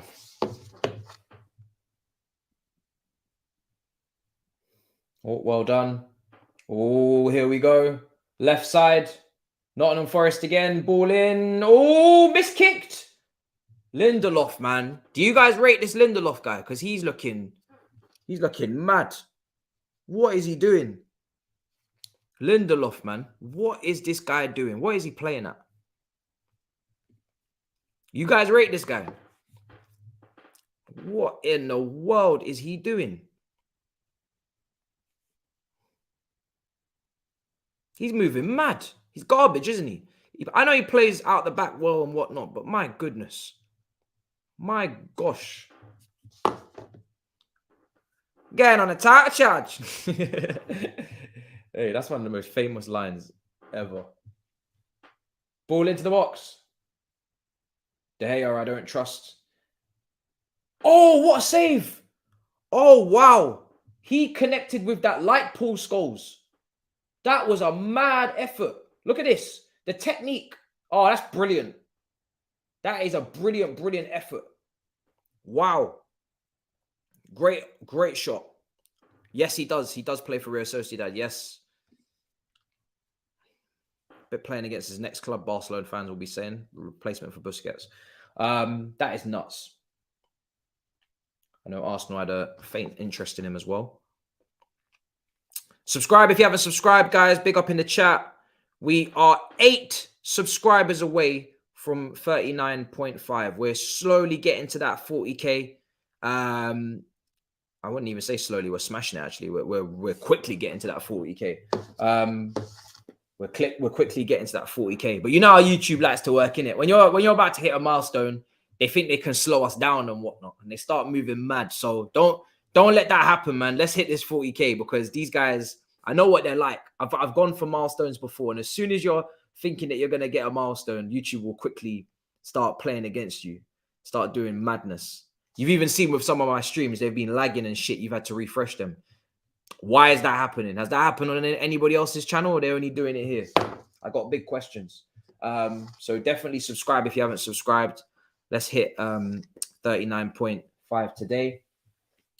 Here we go with Nottingham Forest. Oh, listen, Nottingham Forest, they are putting the work in. They are putting the work in. I'll give them that. They're putting the work in.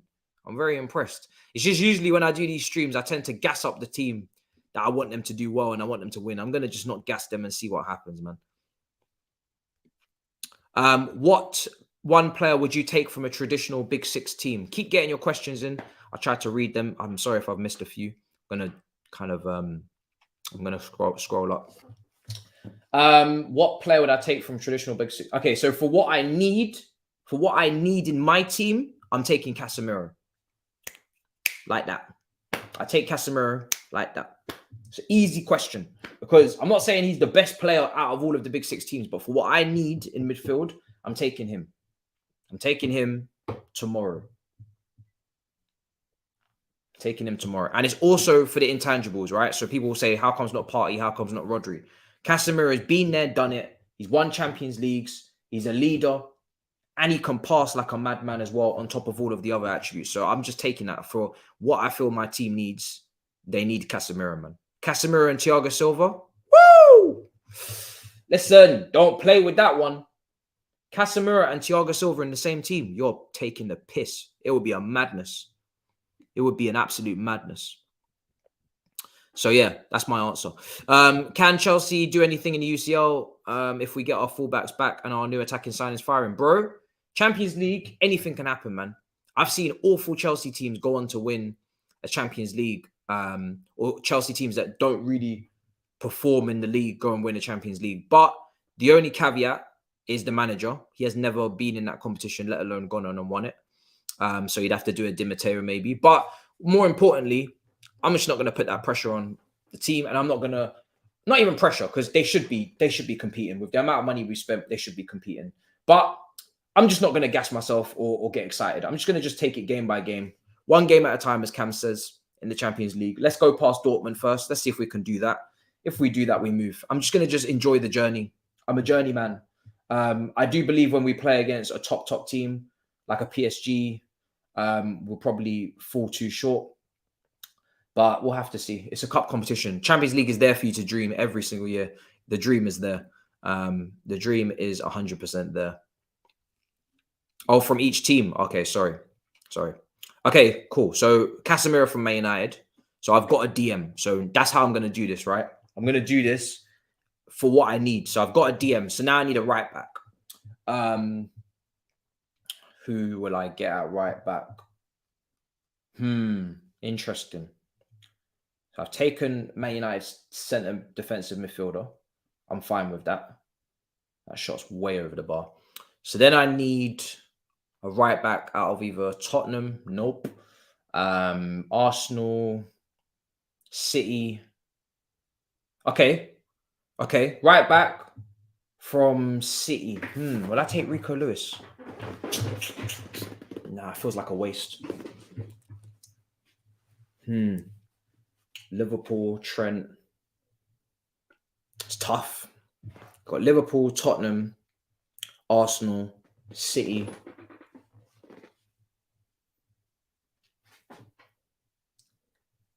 I'm gonna take.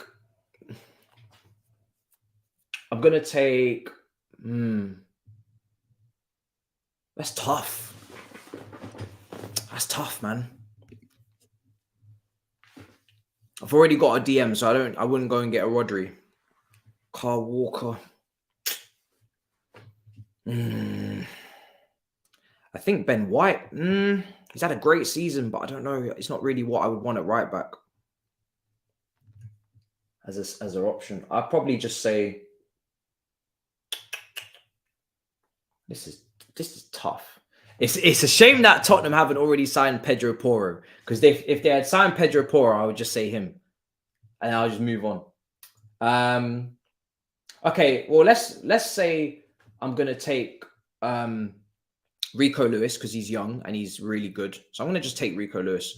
And then at Tottenham, I'm gonna take Harry Kane, and then at Man United, I've taken Casemiro. So I've got the right back, I've got the striker, and I've got the DM. So I've taken Rico Lewis, I've taken Casemiro.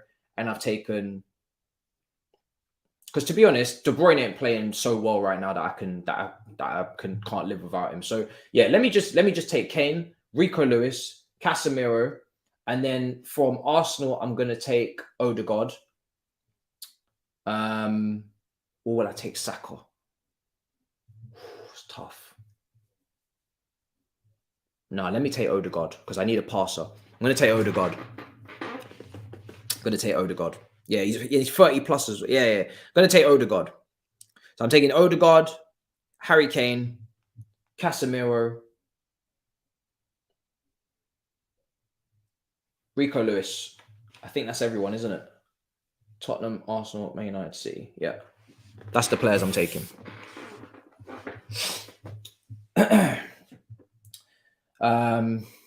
Nottingham Forest in possession.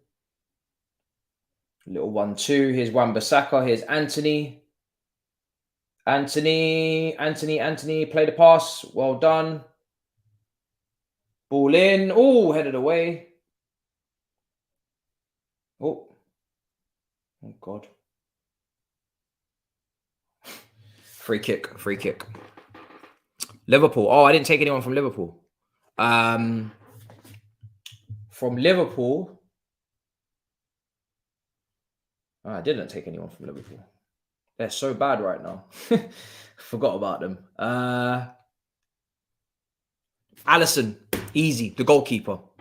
I need a goalkeeper. Alisson. So if you're telling me now I have Alisson in goal, I got Cucurella, I got Badiashile, Thiago Silva, and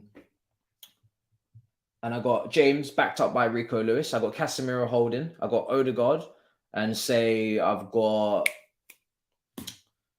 fuck them all. Andre Santos starts. Fuck the whole midfield. Andre Santos, Odegaard, and Casemiro. That Brazilian connection. That's my midfield three.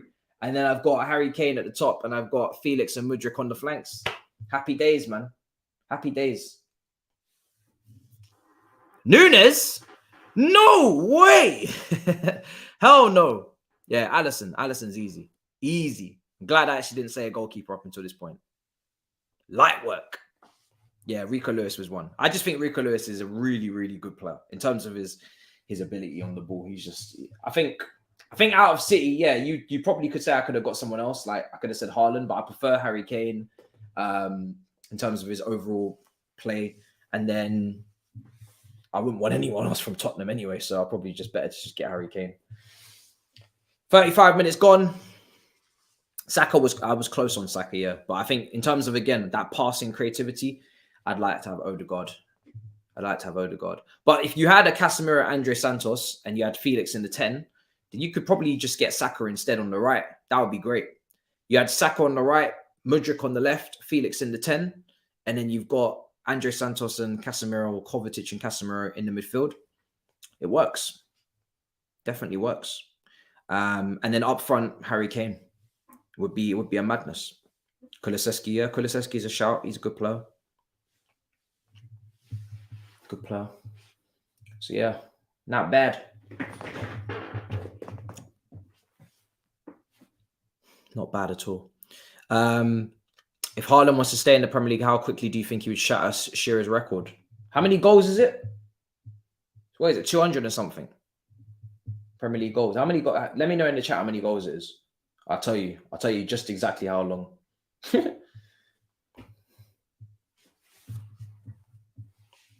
4 years at this rate. 260. Oh, Lord. He shits on it. 260. Bruv, he's probably going to get like 40 goals this season, right? What is he on? 25. So I'm not going to put it past him to get 15 more. Minimum for me, he'll get 35, but I think he'll get 15 more. Well, halfway through the season, he can get 15 goals in the second half of the season.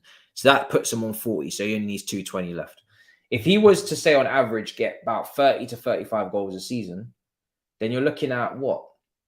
You're looking at 5-6 seasons, isn't it? On top of what he's already had. So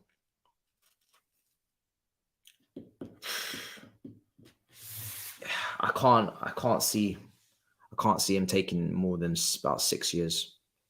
6 years, 6.5 years, I'd say. And the only reason why I'd say 6 to 7 is because he could pick up an injury. So you gotta give him that grace that he could pick up a little knock. Obviously, nothing substantial that would keep him out for too long, but yeah, I'd say about 7 seasons, 6-7 seasons, which is mad. But he won't be here that long anyway. So here's Rashford. Oh no, it's not Rashford. It's been dispossessed. That's Casemiro. Oh, Nottingham Forest. To be fair, Nottingham Forest have given us enough to say that they actually might get something out of this game. But it's over 2 legs. I think Haaland will probably be here for about 3 seasons. If you're talking about full seasons, I think it'll be 3 full seasons. That's my estimate. Saka on the right, Mudryk on the left, weeps in Bowie. Felix in the 10. And also, remember, we signed Nkunku as well, actually. I forgot about him. But as a 10, I'd probably prefer Felix as a 10 to Nkunku. I'd play Nkunku as a false 9. Or just as a striker, maybe. If we had Felix, but on a permanent. Here's Anthony. Clipped it. Oh, goal kick. Sat someone down there, to be fair. Shearer had a massive knee injury. How long was he out for? Probably chasing the fastest to 100. Yeah. Oh, bro, he'll be the fastest to 100. No doubt. He'll be the fastest to 100. It will take him less than 3 seasons to get that done. All right, 39 minutes gone. Nottingham Forest, little flick. Any other questions that I may have missed? Why do you think Haaland won't stick around? I just don't think it's part of the plan. The way that his career's been mapped out along the way, I don't think staying at City for is part of the plan. I think he'll be off to Real Madrid or Barcelona next. But he might stay at City for, he'll stay at City for enough time for you to be satisfied as a City fan. You're going to make your profit. So there's nothing to be... You know what it is with Haaland, man. I have to know. Unless he wants to become a City legend. I don't think so. I think he's happy to play for City because of his dad and everything. Cool. But I don't think he's going to just stay at City. He's only 22. So say he stays there for 4 years, 3 or 4 years, then he'd be 25, 26. Perfect time to move to Real Madrid. Perfect. Real Madrid or Barcelona. Then you're entering your prime. Go and do a madness there. Then probably finish up in Italy when you're about 32, 33. Go to Italy, go to Serie A. And that's it. That's how I see it. He's gone all around the world, then he's done a madness. He's done Italy, Germany. Sorry, he hasn't. Yeah, he would have done Germany, Italy, England, Spain, and Norway. And Austria. Perfect. Doesn't get better than that. He's only missing out France. Here's Man United on the ball. Ericsson. Am I going to do Napoli-Roma watch-along on Sunday? That is the plan. To watch the league lead as it is. Some more KK. Napoli play some beautiful football. I wouldn't miss it. I'll be there no matter what. So yeah, I plan to watch. Unless something comes up. But Real Sociedad. I know. People are asking me to watch Real Sociedad. I'm sure I will at some point. I'm sure I'll end up watching them. We're 6 subscribers away from 39.5. We're not far. Ball into the box. That was a nice attempt outside the right boot. 4 minutes to go till halftime. Yeah, bro. Listen, Hudson-Odoi. I'm sorry, but it's over. It's over, especially in a Chelsea shirt. Not saying it's over completely for you in your whole career, obviously. But at Chelsea, it's over, man. Even I don't care anymore. Like, genuinely, I just want to win trophies, man. I'm sorry. I don't have time for this shit. That long-term career injury has ruined him. So yeah, we move on, man. We move. Ain't got time for it. Let's get to 200 likes.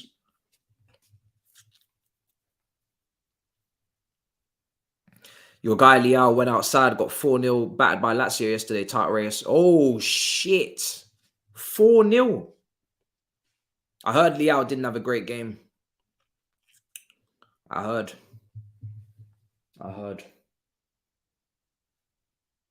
Should have watched that, man. But again, is what it is. I was too pissed off with YouTube. I was in such a bad mood after what I'd seen with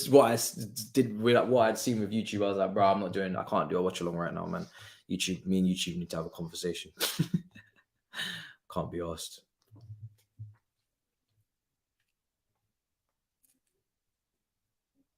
All right, cool.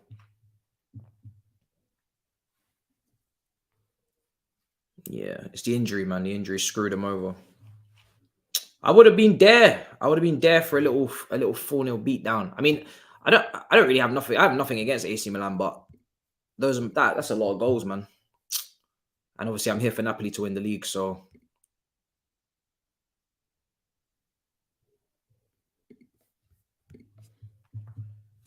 Here's Ericsson. Now he's going to play it, and that long shot is disgusting.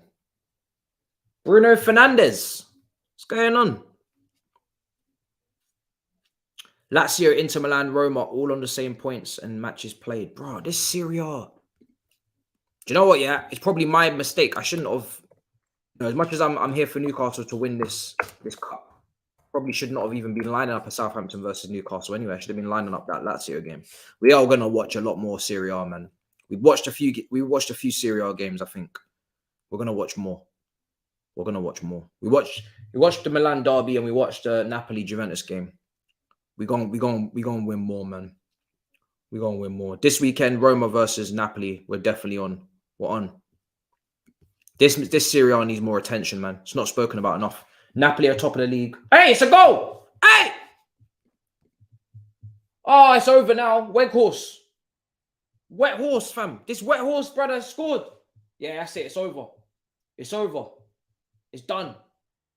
Game over. My 3-0 prediction might not be looking too bad. Yeah, man, it's over. He's doing what he has to do. Anthony receiving the ball. That was actually good play. Casemiro. Yeah, man. Played it down the right, didn't he? Oh, he didn't. Bruno. Oh, it's a deflected. Okay. Okay. At least he's ready. He's ready to pounce. You know, the way it was lining up, I thought he was going to cross it into him, but nope. Lanky Weghorst gets on the end of it. It's a good finish. It's a good finish. Anthony with the shot. Saved. Weghorst. Rebound. Not bad. Not bad, man. Routine. This game's done. This game's gonna be. This is unfortunate for Nottingham Forest. They've actually been all right. But it is what it is. Wow horse. Wow horse, bro. Wet horse. Yeah, man. Final's done. Final is done.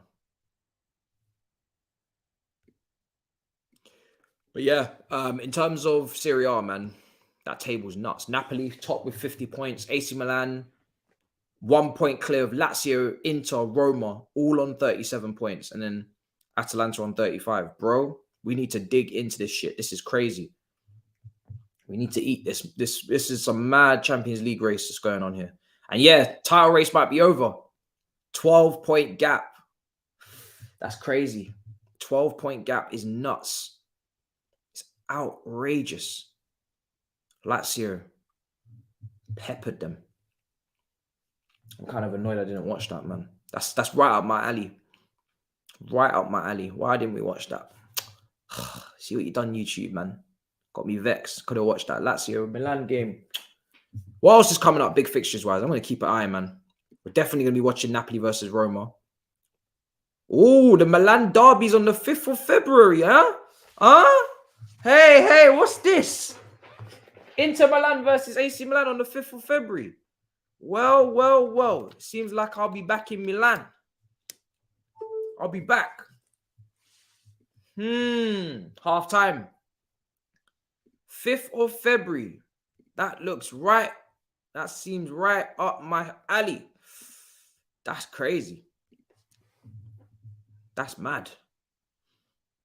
Inter Milan will spank AC Milan. Hey. Man City versus Spurs soon as well.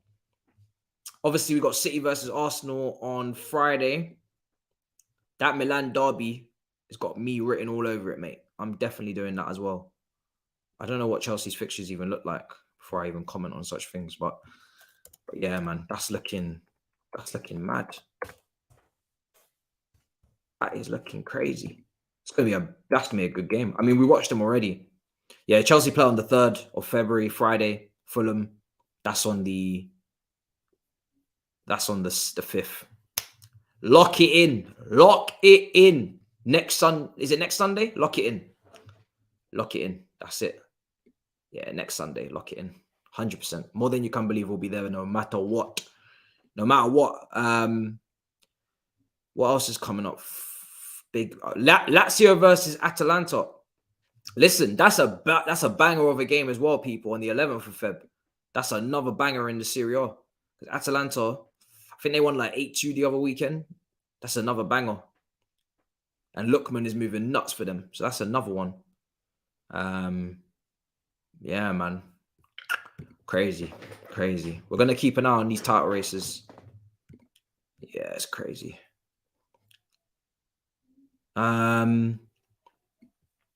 Yes, I'm doing the Madrid Derby tomorrow. So I managed to get Big Six moved. I managed to get Big Six moved an hour. And I just said, why are we overlapping such a big game? That's a Madrid Derby, you know?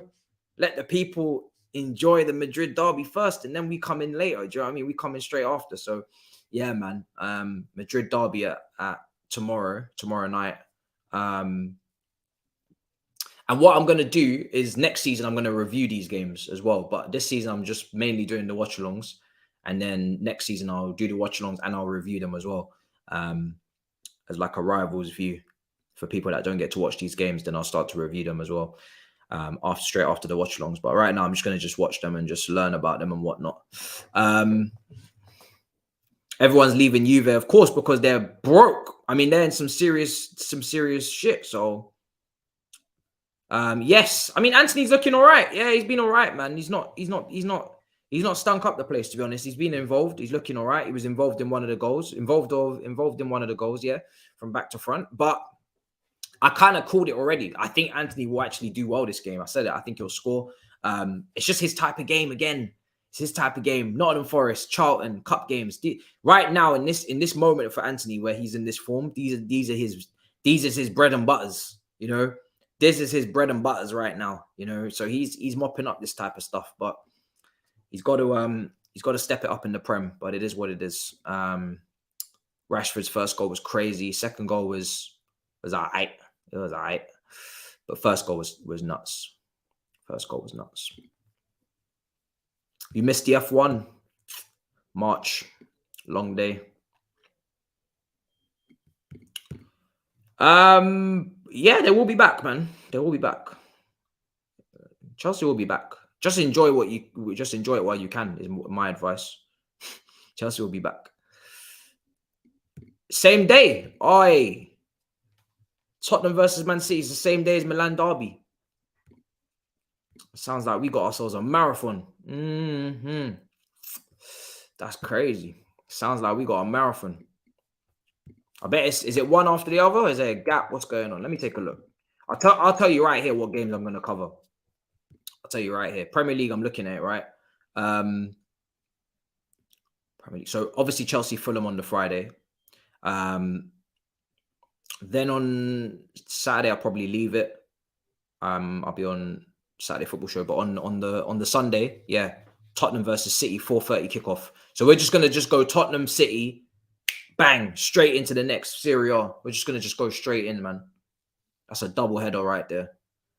I'll leave Nottingham Forest and Leeds to other man. I'm not touching that on a Sunday 2:00. So yeah, Tottenham, Man City, and then we go straight into Serie A. Straight into Serie A. So that weekend we're gonna have 3 watch-alongs: Chelsea, Fulham. I'm not gonna do the Everton Arsenal because I'll be traveling, and we'll do the double header on the Sunday. That's gonna be crazy, man. That's gonna be crazy. Sociedad got a red. Oh no. To be honest, nah, that's bad news. I don't know if I want Barcelona to win the league. I don't know. Maybe I'm not really that concerned, but they are down to 10 men. Mendes has just been sent off. Violent conduct. Card actually was changed due to VAR. So Barcelona 0-0 in that game. Real Sociedad are actually third in the league, are they? Third in La Liga. Oh, sorry, this is Copa del Rey, sorry. But yeah, they're a good team. Real Sociedad having a very good season.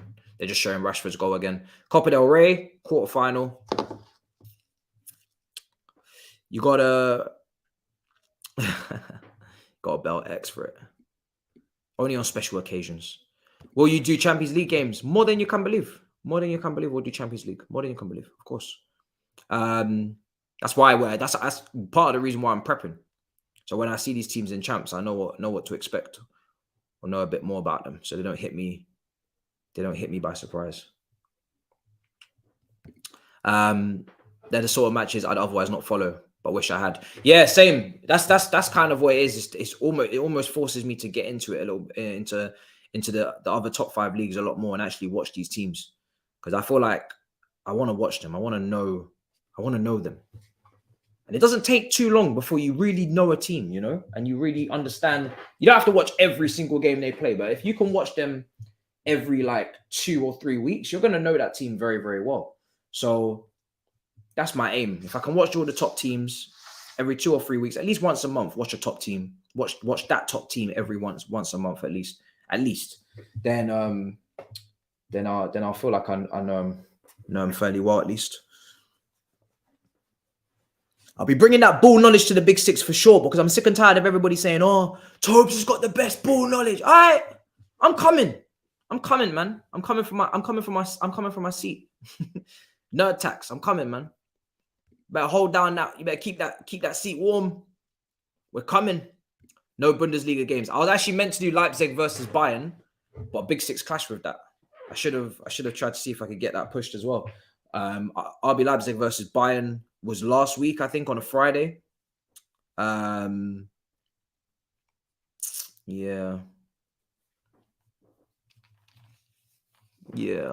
Football Focus hype. Cafu's combined 11 for Liverpool versus Real Madrid. Oh, Jesus, that's going to be wild. Arsenal still on top emergency meeting on more juju. I don't know, man. After what happened last game, we might have to put the juju to the side for a second. I don't know. The meetings will continue, though. The meetings will definitely continue. How is Forest playing 2 right backs? Oh, who's the second right back? Who's the second right back?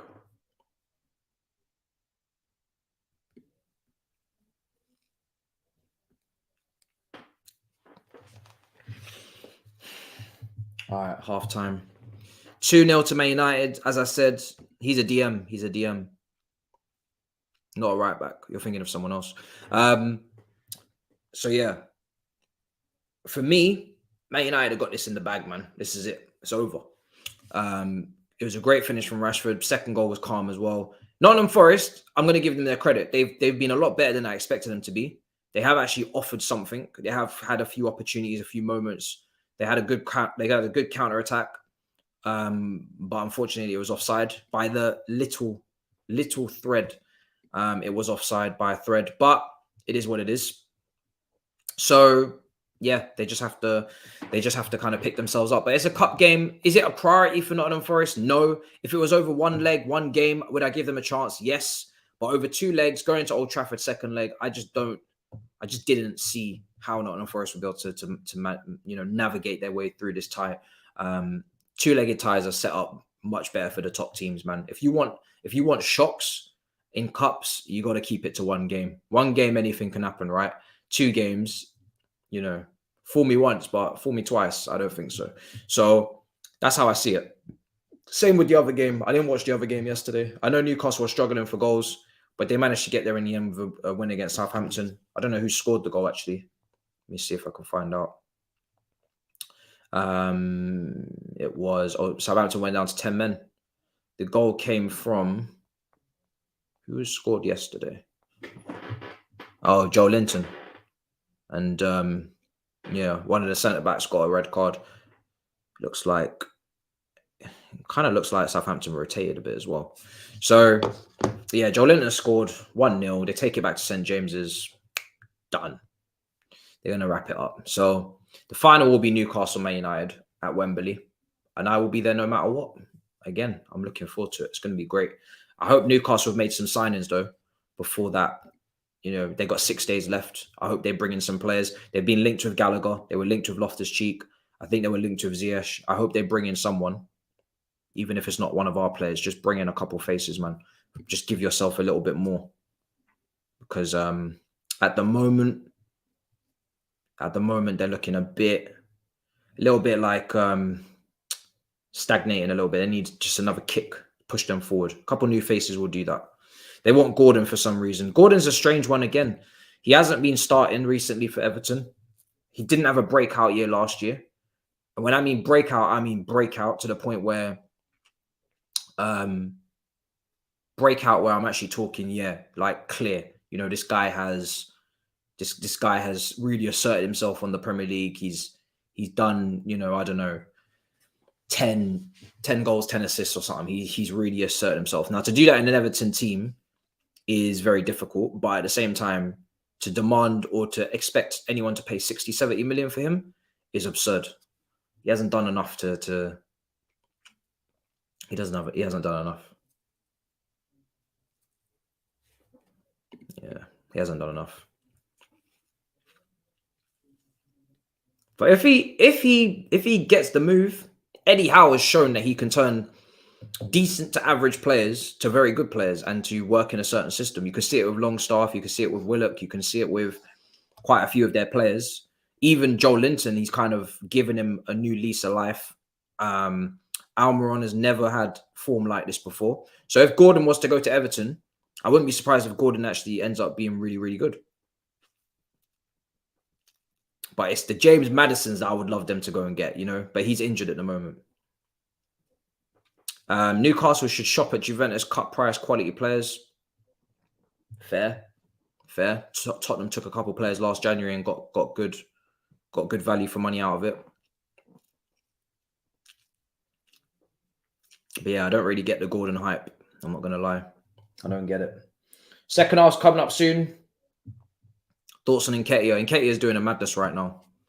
He's doing a madness. I don't even think Jesus walks back into that team. He can't. I think he has to be on the bench, and it's like it's perfect, right? Because he's only come back anyway. If he comes back February, he's coming back. Let him kind of sit on the bench. Let him get up to speed. You don't have to rush him back. This is the perfect situation for Arsenal, where they have somebody that they can rely upon up front who's actually doing a really good job, and then you don't have to rush back Jesus, because the narrative was always, oh shit, you know, they're really going to miss Jesus. They're going to have to rush him back. As soon as he's back in the team like that. And it just, all this does is force Jesus to work on his finishing, because he's a great player, but his finishing has been really poor before the injury. Even worse than I thought it would be. Like he hasn't bagged, and it's almost like he knows he hasn't bagged, so then he's forcing it a little bit. But Jesus, I've said it before, you're right. He can play in that team in a different position. He could play off the flank. So it gives you extra depth. So now you have Trossard and you have Jesus that can play maybe all across the front line. And then you've got Martinelli, Saka that play off the flanks as well. So you got some depth now. So I don't think you need another forward for now. I think you're fine. I think you've got good depth now, especially with Nketiah playing the way he's playing. Now that Nketiah's kind of showing and proving that he can actually step into this team and deliver, I think people will be a lot less worried now. Oh, so yeah, I don't miss the Chelsea games, man. I'm really happy for the break. Believe me. After what I watched at Anfield, so frustrating. I'm just, nah. Count me out, man. Give me a break, honestly. Give me a break. Team is so frustrating. Definitely give me a break. Not happy with the Nunes links, I'll tell you that for free. Really not impressed, but hopefully nothing actually happens.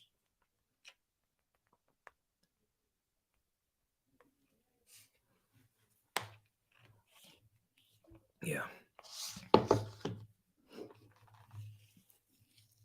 For me at the moment, the way that they're moving, I would rather they do nothing. Because if you're not going to get Caicedo, you're not going to get Enzo Fernandez, and you're not going to get someone on loan, then just leave it, man. Don't go and get someone that wasn't really a target. Second half's kicked off. Let me get the timer up. So yeah, for me, I'm not interested in him at all. I'll be disappointed. If we sign him, I'll be very, very disappointed. Very. I've been asking about what the hype is on him for a while. I'm not saying he's not good, but I think he's a bit overrated. It's starting to sound like he's overrated anyway, the way people are talking about him.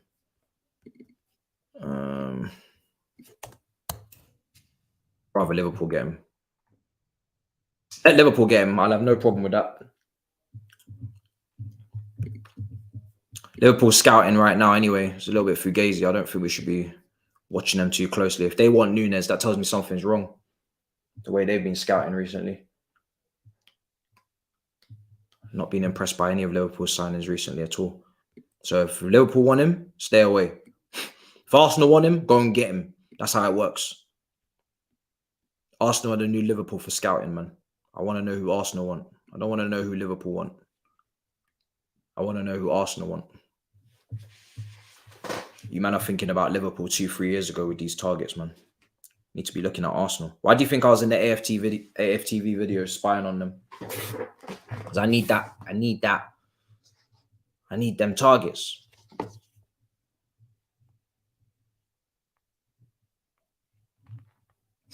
I need them targets, man. 46 minutes gone. Oh, it's been blocked. It's been blocked.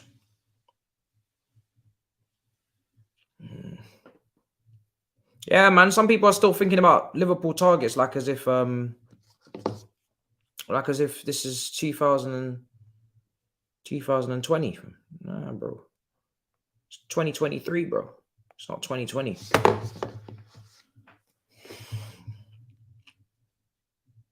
Should have won the game. That's what I'm saying. So for me, that's why I'm disappointed, because it's like the win was right there.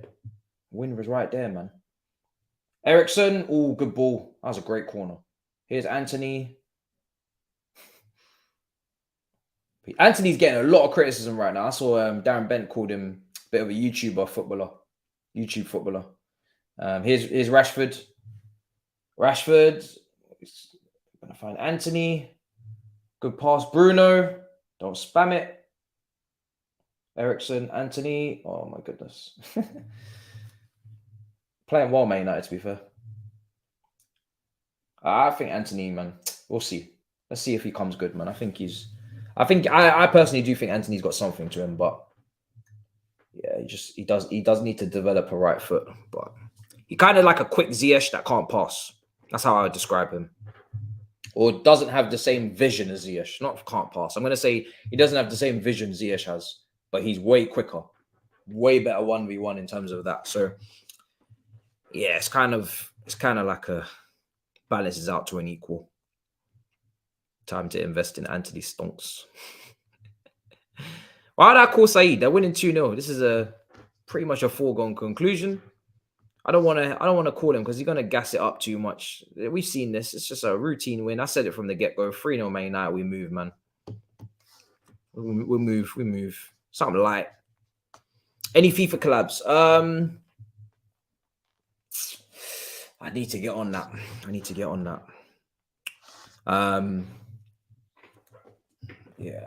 that. I need to book on that.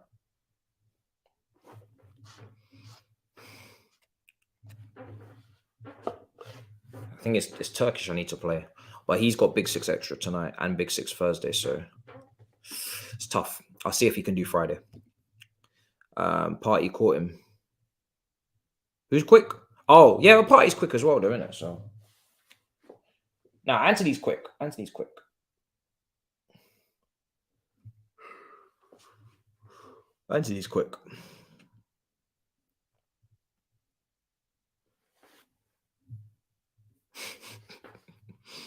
I'm hearing, yeah. Man's having a meltdown, you're saying.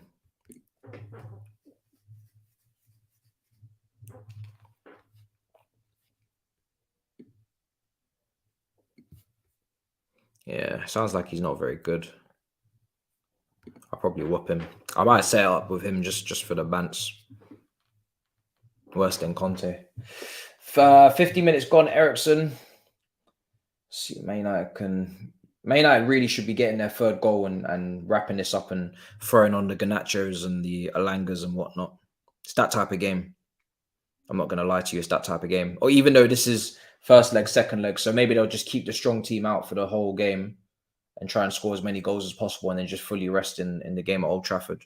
Whatever they choose to do.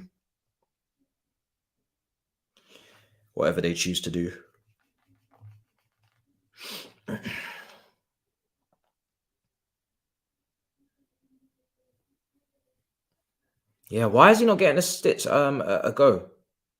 Palestini.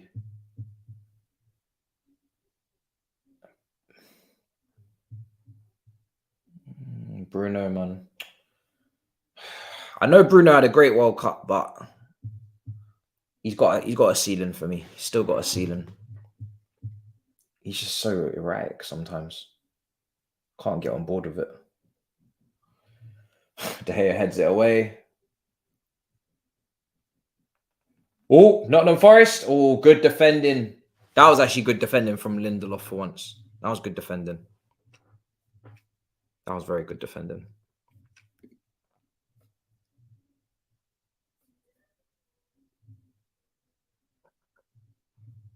That was good defending.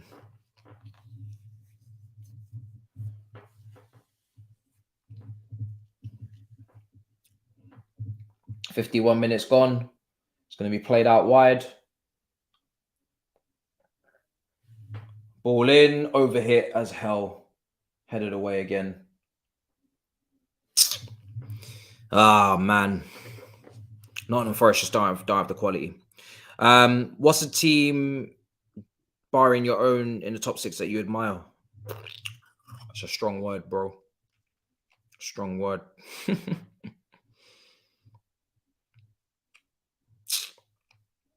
I don't want to give you the answer on camera. I'd prefer not to speak. What is the one player that you really need at Chelsea. Man said Spurs. Yeah, no. Lord Jesus. One player.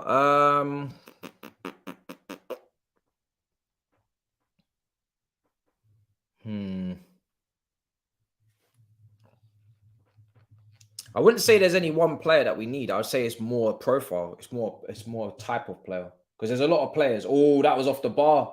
But Eriksen.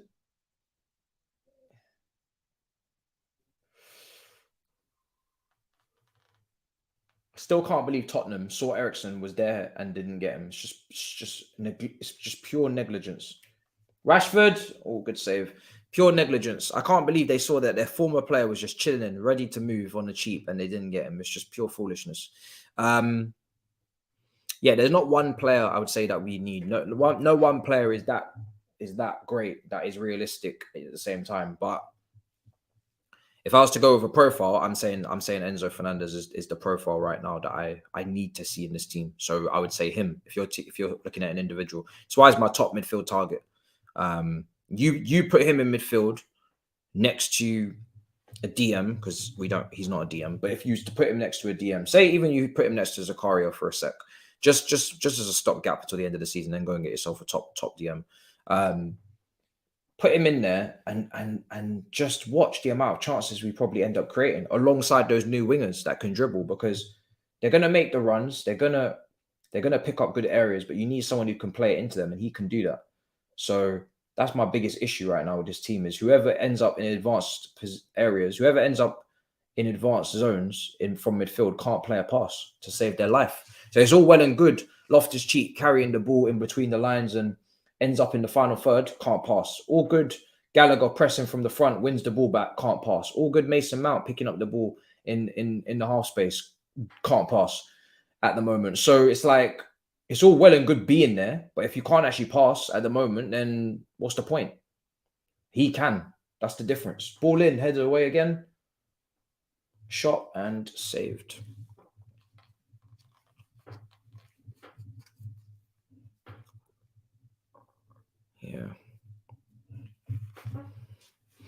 Yeah, man. Hudson-Odoi's statistics are disgusting at the moment. I don't know what's going on over there. I haven't been watching them. Did not complete a single take on, did not create a single chance, and has ended the game with XG, bro. It's been taken over half time, bro. I don't know what's going on. He looked like he actually got to a positive start under Alonso. Now I don't know what's going on. I don't know if everybody's speaking German and he doesn't understand the instructions, or what's going on from. I don't know what's going on. Maybe that's it. Here's Wan-Bissaka. Rashford. Clipped in. Oh. Headed back to the goalkeeper. I'm guessing it's because everybody's speaking German. That's the excuse I'm gonna give him today. Everybody must be speaking German because he doesn't understand what's going on. He doesn't. All right, let's see. If I'm Todd, just piss off Benfica, I would trigger the Enzo release clause in the final hours. Bruh, we can't. We need to sell players. We're not going to be able to trigger anything. The only thing that's going to be triggering is how much we don't get him and how much we're going to go and get some meaty player. Hopefully not, but because it was 2 hours 10 minutes in, I was hungry and I want to go to bed. Like, simple as that. You know, if Mason Mount was of that much importance, then it should have been brought up earlier on in the show. I'm not going to go on some big Mason Mount tirade at 1 o'clock in the morning. It's just not going to happen. I really don't care enough. As much as everybody in the community is very obsessed about this player, he really just does not bother me as much. I've said it very clearly. He needs to be benched, and that's it. It's just a very simple answer to the question. It's such a simple situation that's been made very complicated for no reason. It's a very simple situation. Needs to be benched, not playing well. Contract situation will handle itself. Either he signs and he agrees something, either he doesn't and he leaves. Either or, I will not shed I will not shed loads of tears. I will move on like I do with every player that ends up getting sold or leaves. If I can get over Lampard and Drogba and Terry and all these guys leaving, I'll be able to get over it if it's Mount. So it's very simple. It's very, very simple. But yeah, time management needs to be a lot better if you want me to be talking about Mason Mount and Big Six, because I'm not prolonging conversations at 1 a.m. 2 hour, 10 minutes. That's just too much. I don't have the energy.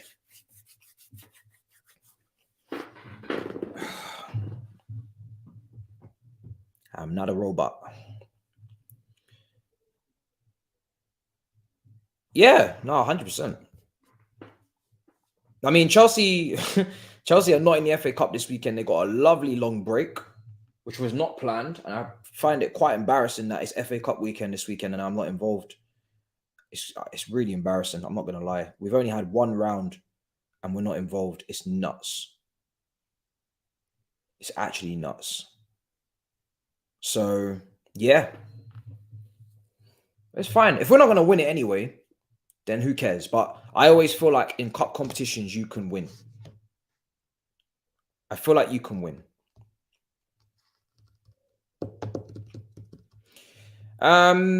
Yeah, I mean, listen, the comp, he posted the comp. I spoke to him about it already. He posted the comp. I am not surprised he got backlash for that. I said that already on the show. When you post a fail comp, whether you intend for it to look like that or not, it doesn't matter because that's what it is, right? It's a fail comp. It's a comp of mistakes. I personally wouldn't do it purely just because I know what it looks like and I know what rivals are going to feed off of it, etc. And I just go as far as to say, you're not playing well. You need to be sold, or you need to be whatever, and then that's it. But I knew it was going to go left when I knew it was going to go left.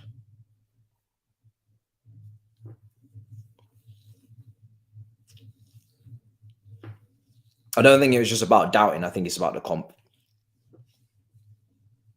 People just don't like to see Chelsea fans posting comps of their own player playing badly, which I don't really think that's an unfair stance, but you also can't tell people what to do, and that's also very important. Just because you wouldn't do it doesn't mean someone else can't do it. And the reason why I don't like it from people criticizing is because some of those very same people have no problem with a Kovacic fail comp. They have no problem with a Ziyech fail comp, because I've seen these comps go around and next thing you know, I'm not hearing any backlash and I'm not hearing anybody saying anything. And in fact, not only am I not hearing anything when these comps are out, I'm seeing people quote tweet it and add on to the fact of why they should leave. They're not reacting to it in the same way. It's not hitting them in their chest in the same way. So I do believe half of the reason why, 75% of the reason why there was there was any outrage is because it's Mason Mount. That's why people reacted the way they did. It's not because it was a fail comp. So exactly, there was loads of fail comps of Werner and Lukaku all the time. So it's not because people don't think it's okay to post fail comps. It's because it's Mason Mount. That's why the reaction.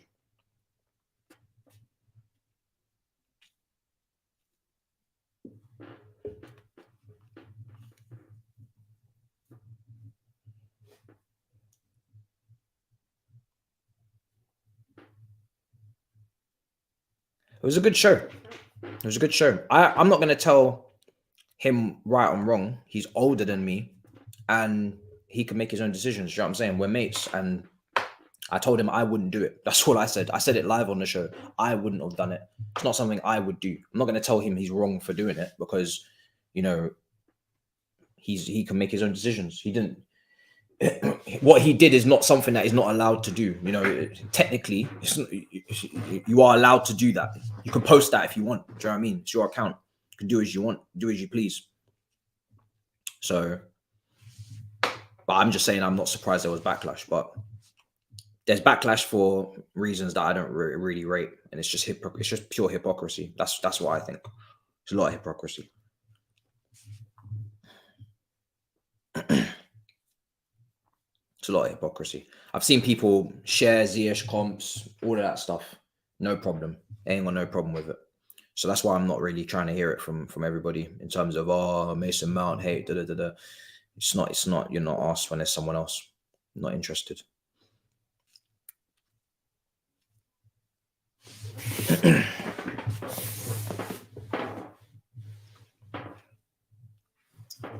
Man United are just comfortable.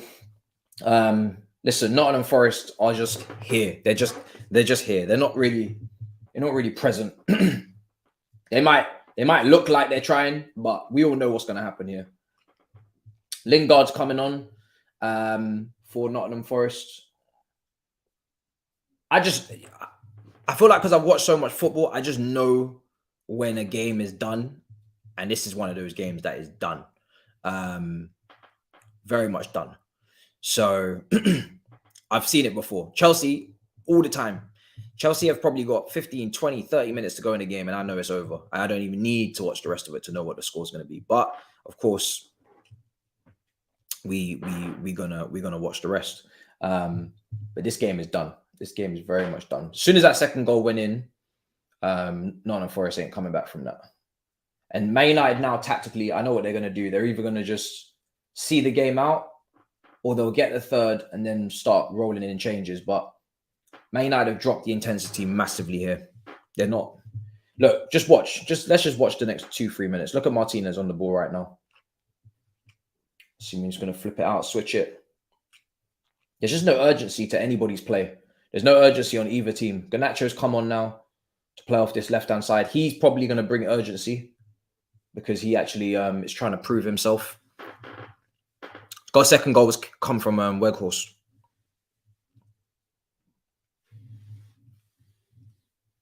But yeah, Weghorst with the second goal. Yeah, it's just gonna be a 30-minute. How's Weghorst not getting his head on that? This guy is so tall. Jesus Christ, this guy. He's so tall and he's still sometimes just struggling to get his head on these things. It's crazy.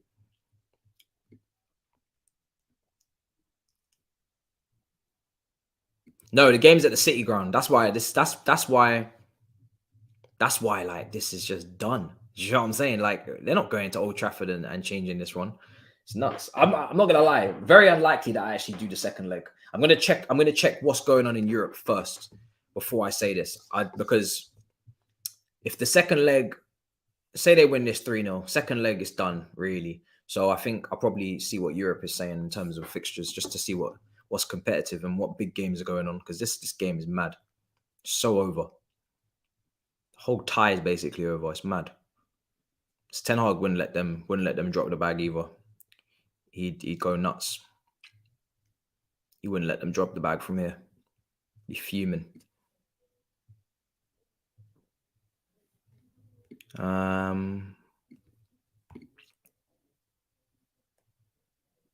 Yeah, bro. We already know this, bro. It's bias. I think, yeah. I mean, listen, I'm not surprised there's bias. It's just there's bias. Here's Ericsson, clipped in.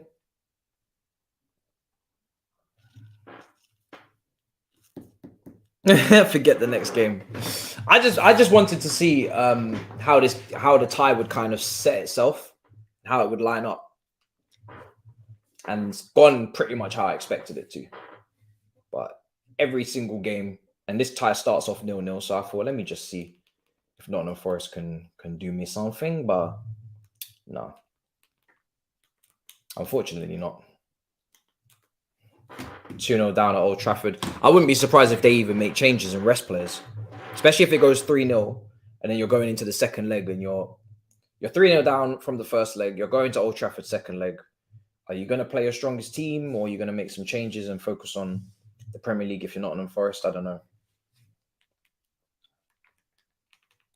No one wants to give up a semi-final, but Man United just aren't what they used to be in terms of letting teams back into shit and things like that. Like they're obviously Arsenal is a different conversation, but Man United defensively are very, very sound, man. They're not going to just give you give you goals like they used to under Oli. Nah, that won't happen. That won't happen. I would have only done it if I was watching from the beginning. I don't know none of these names. I don't know who. I haven't watched a single minute of it, so I don't know who these people are. So, nah. You reckon we will get Felix on a permanent in the summer? I pray to God, because when you give me somebody like Felix and give me little bits and pieces of Felix, and you know, show me what the world could be like, and then you take that away, I'm a very sad person. So hopefully we get him. Hopefully, but it's not in writing and it's not done. So yeah, it's not done. So I can't put anything on it. It all depends on other moves, how much other players cost in other positions that we're going for, FFP, how many sales we make. All of these things come into consideration as to whether we'll be able to buy Felix, and also how much Atletico Madrid ask. It all depends on all these factors, and nobody knows what these factors are in terms of how much money-wise. So we just kind of have to just wait and see. We just don't know.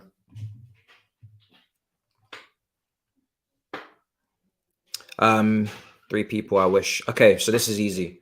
3 people, right? I'm going to keep it to sport because it's just easier that way. Jose Mourinho is immediately number 1. Jose Mourinho is number 1. So simple. That guy is that speaks for itself, right? He's just an icon in the game. Then another one would be Lampard, purely because he's my favorite Chelsea player of all time, and he's then managed the club. So there's just a lot of questions. There's just so many questions. It's not as exciting, right? But it's definitely, there's a lot to talk about. There's a lot to talk about. When you manage the club and you've been the greatest ever player, we got a lot to discuss. Me and you got a lot to discuss. And obviously this needs to be in English because I can't speak another language. So we have to roll out a lot of players like Messi and whatnot, but that wouldn't even be a fun interview. Third one would be Lukaku. Jose Mourinho, Lampard, and Lukaku for 3 completely different reasons. But Lukaku is on that list as well. So those are my 3. And all for different reasons. All of those interviews have different temperatures to them. And different vibes. But that is the 3. Very easy for me right now to say those 3.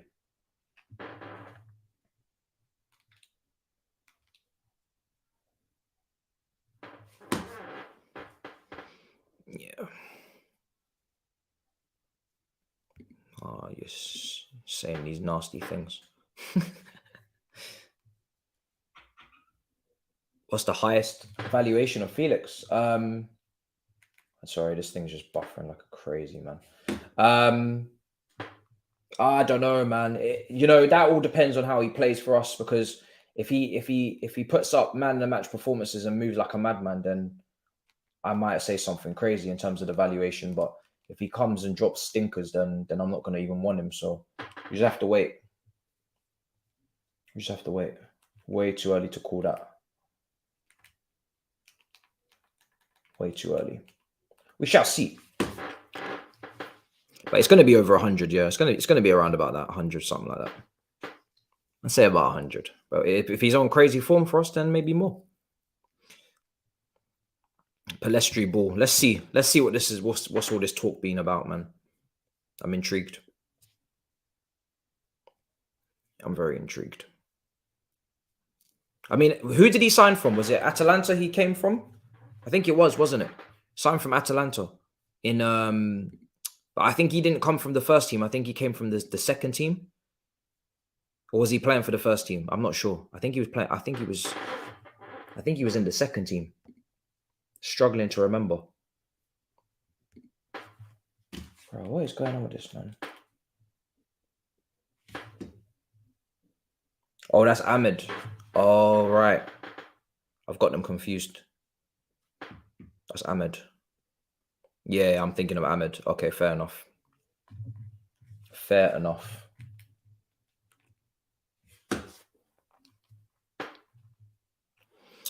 Yeah, I'm thinking of Ahmed. So where did he come from? He come from, that team in Uruguay. Oh, right. Oh. Oh, then I really have not seen him at all then. Yeah, I've not seen him at all. So that's, yeah, I've not seen him at all. Chelsea women's team are clear. How has Kurt only been here for 3 years? To be honest, it feels like she's been here for less. Actually, no, it doesn't. It doesn't actually, no, it doesn't feel like that. Who was from Argentina or Uruguay team? Yeah. My shit's moving mad.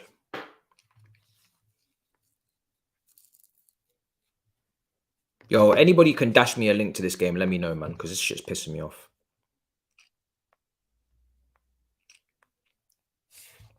It's just moving so slow.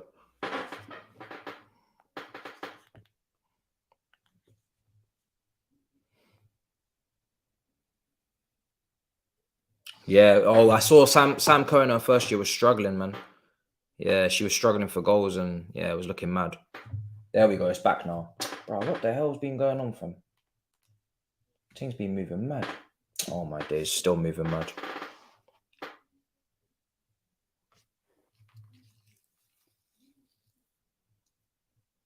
Yeah. Yeah, she was struggling in the beginning, but she's serious now. She's very, very serious. And Lauren James as well is moving mad as well. She is good. Like, wow. She carries the ball crazy. She carries the ball like crazy, man. I'm just going to just leave this for a second. It's mad behind, but this thing's moving nuts. £35 a month is a scam for Now TV. Is that what it is? £35 a month? Jesus Christ. Bro, this shit's moving mad, fam. Fucking hell.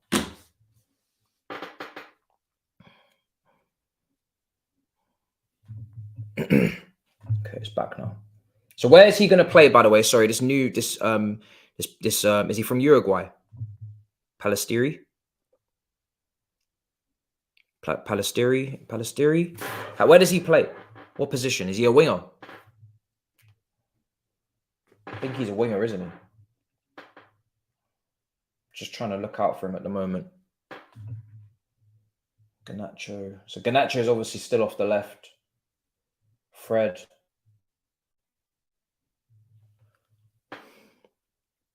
Right wing. Is he left-footed? Right wing 28, yeah. Is he left-footed as well, or is he right-footed?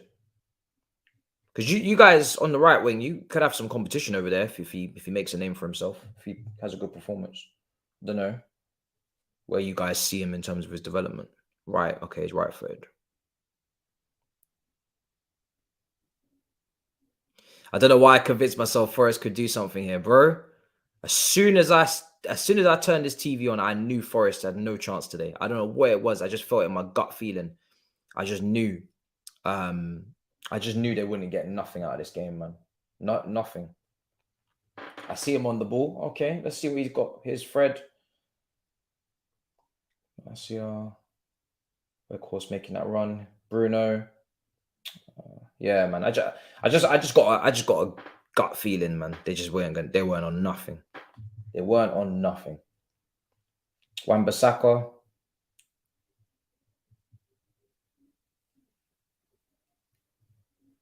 Yeah, well done. Yeah, gut feeling. Nothing more than a gut feeling, but just knew. Some people are telling me he's right for it. Some people are telling me left. I'll figure it out maybe. Let's see if he gets some more touches of the ball. Be able to tell in the first couple of minutes. First couple of touches. What would you rate Mudrik's performance out of 10 for the few minutes we saw of him? I'd give him a strong like 7 or 8. Purely with the context, the fact that he hasn't played since late November. I'd give him like an 8, to be honest. Like, he was really good. He was really good. He created 2 chances on a plate for Carney. Nearly scored himself. Worked hard. Won 3 out of 3 tackles. So he wasn't even just a luxury player. Like, he genuinely got stuck in. Cooked Milner. Booked him. Yeah, man, he was good. He was good. I'd give him like an 8. Created like 2 clear-cut chances. Could have scored himself with the left foot. Now, should have scored one of them, but I think he was late to it. But yeah, man, I'd say I give him an 8. Minimum 7.5. He was good. I think because the reason why I give him an 8 is because he's not played football. He's not played a game since late November. So to come in at Anfield that rusty without playing any match with no match fitness and do that, I'd have to give him an 8. He's been good. It was very good. He's left-footed. Okay.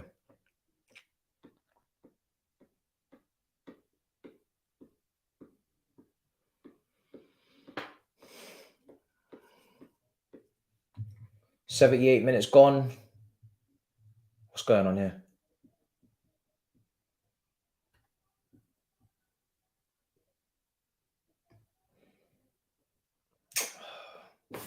Let's see. Some sort of pause in the game. Yeah, he looks spicy. He's got more goals than Tottenham. That's mad. Oh, she's got more goals against Tottenham than any other club. Fair.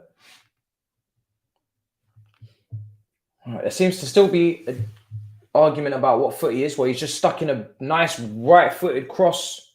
Weghorst headed it wide. So right footers are winning at the moment. Need some of that prime juice. Listen, sell him with a buyback. Let's keep it moving. Genuinely, I don't even care anymore. I'm on a ruthless team now, man. With Todd Bowie moving like this, we got to move as vicious as we can before the money dries out for FFP. Do you know what I mean? We can only do this for maybe a year or two. So let's get mad. Let's get mad. Sell him with a buyback. He ain't going to start matches for Chelsea, and he needs to start games. If he's ever going to fulfill his potential, he needs to be starting matches. He ain't gonna fulfill his potential at Chelsea in a competitive environment with Mudryk and Madueke and all these guys ahead of him. Felix, if he stays in Cook, like he ain't gonna be a success like that. He needs to go. He needs to go and play first team football. Bro, even without the buyback, I'm not even bothered. Yeah, I hear it. I'm not even bothered. I'm not asked. Him, Pulisic, Ziyech, just sell them all, man. Sell them all. They've all got massive flaws in their games. So let's just get rid of them all. Is what it is.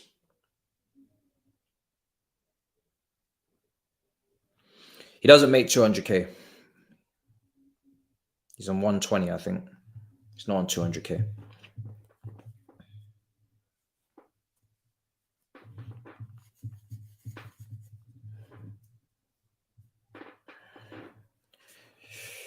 Man's still saying Havertz is my guy, even though I've been saying that this is his last season to prove himself, and I've been criticizing him for ages.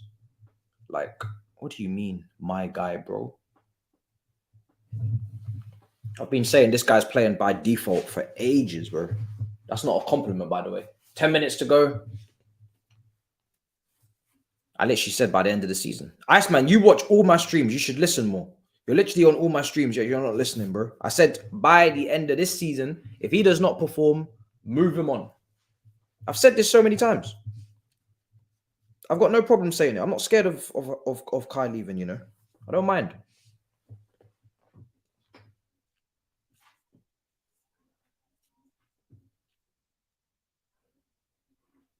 You're getting clarification. Bro, I've clarified this probably about 20 times this season. More than you can believe. More than you can believe I've said this. Man said flip-flopping, please. You think I like Kai a lot more than you probably right. You must think I love Kai, man. You must really think I care. I really don't care like that. I'm not gonna lie to you.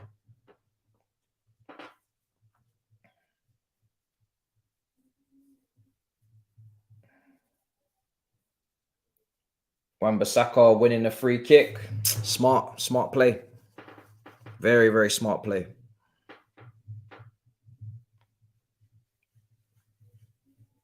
Doesn't have the work permanent yet, indeed. Man United 2-0 up, 8 minutes to go. That was a free kick, to be fair.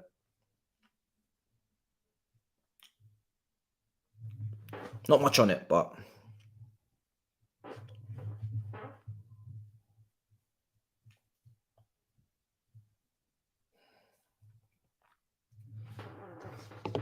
If you've got Felix doing what he's doing in the 10 or wherever he plays for the rest of the season, and you've got Nkunku coming in, there's really no space for Kai unless he wants to be on the bench. Not the way he's playing.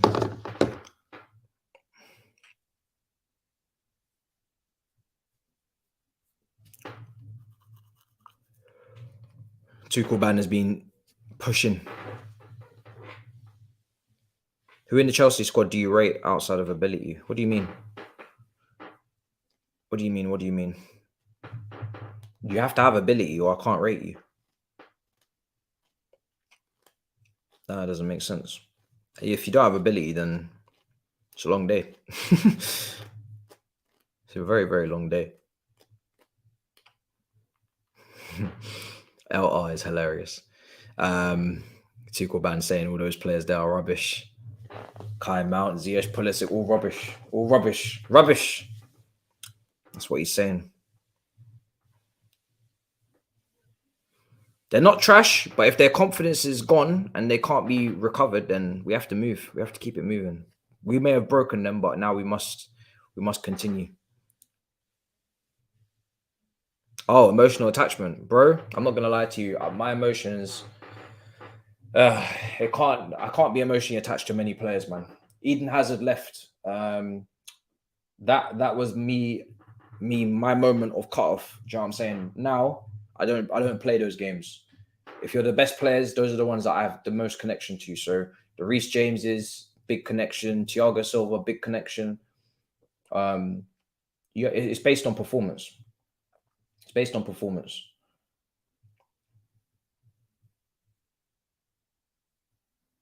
Based on performance. When whoever wants to bring me back that Premier League title first, they're the ones. They're the ones.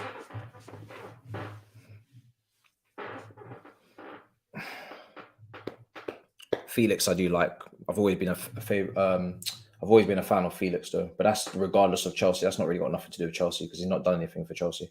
That's just me liking the player, regardless.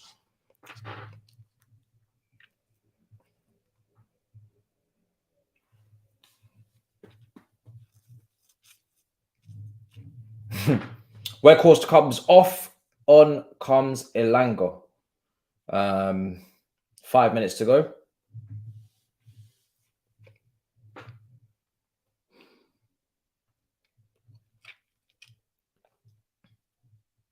Yeah, I like Kante, but I don't have an emotional attachment to Kante because I know that it's time to move. I'm just feeling very ruthless, man. I'm feeling very ruthless. I'm not gonna lie. I'm just not asked. I'm not asked, man. Feeling very, very ruthless, man. The team's been playing like trash. It's very hard to be still emotionally attached when you're playing so badly like that. Like so badly. It's just ridiculous how badly they're playing at times this season. Let's keep it moving.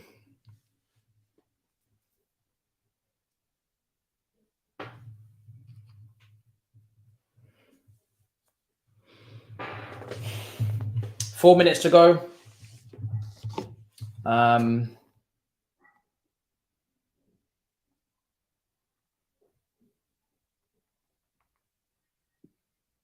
4 minutes to go. Again, nothing. When I said remember when we said half an hour ago, this game's finished, yeah? Half an hour ago, we said it. And we come back here half an hour later on what's actually happened. Nothing, people. This is what I'm talking about. It's just, sometimes you can just feel it. The game just gives you that feeling, man. And it's unfortunate, but it's the truth. This game has been done for half an hour. You could have blew the whistle half an hour ago and you would have get the same result. Man United are either going to get a third or they're just going to just see this out and the game's just going to just happen. Nottingham Forest are just here. They're just here. Nothing's happening. They're just here. And this is what we're on right now. This is what we're on. They're just here. These attackers had too many chances. I'm not emotionally attached anymore. Call Saeed right now. I might ring him. Let's not always ring him when he's losing.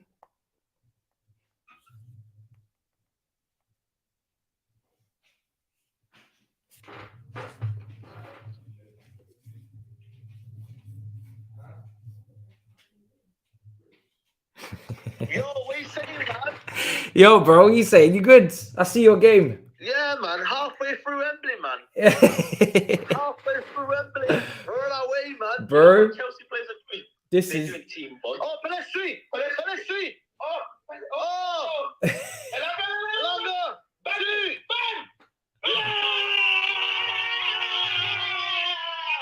Matisse does it again! Oh, for fuck's sake. Oh, my God. Bro.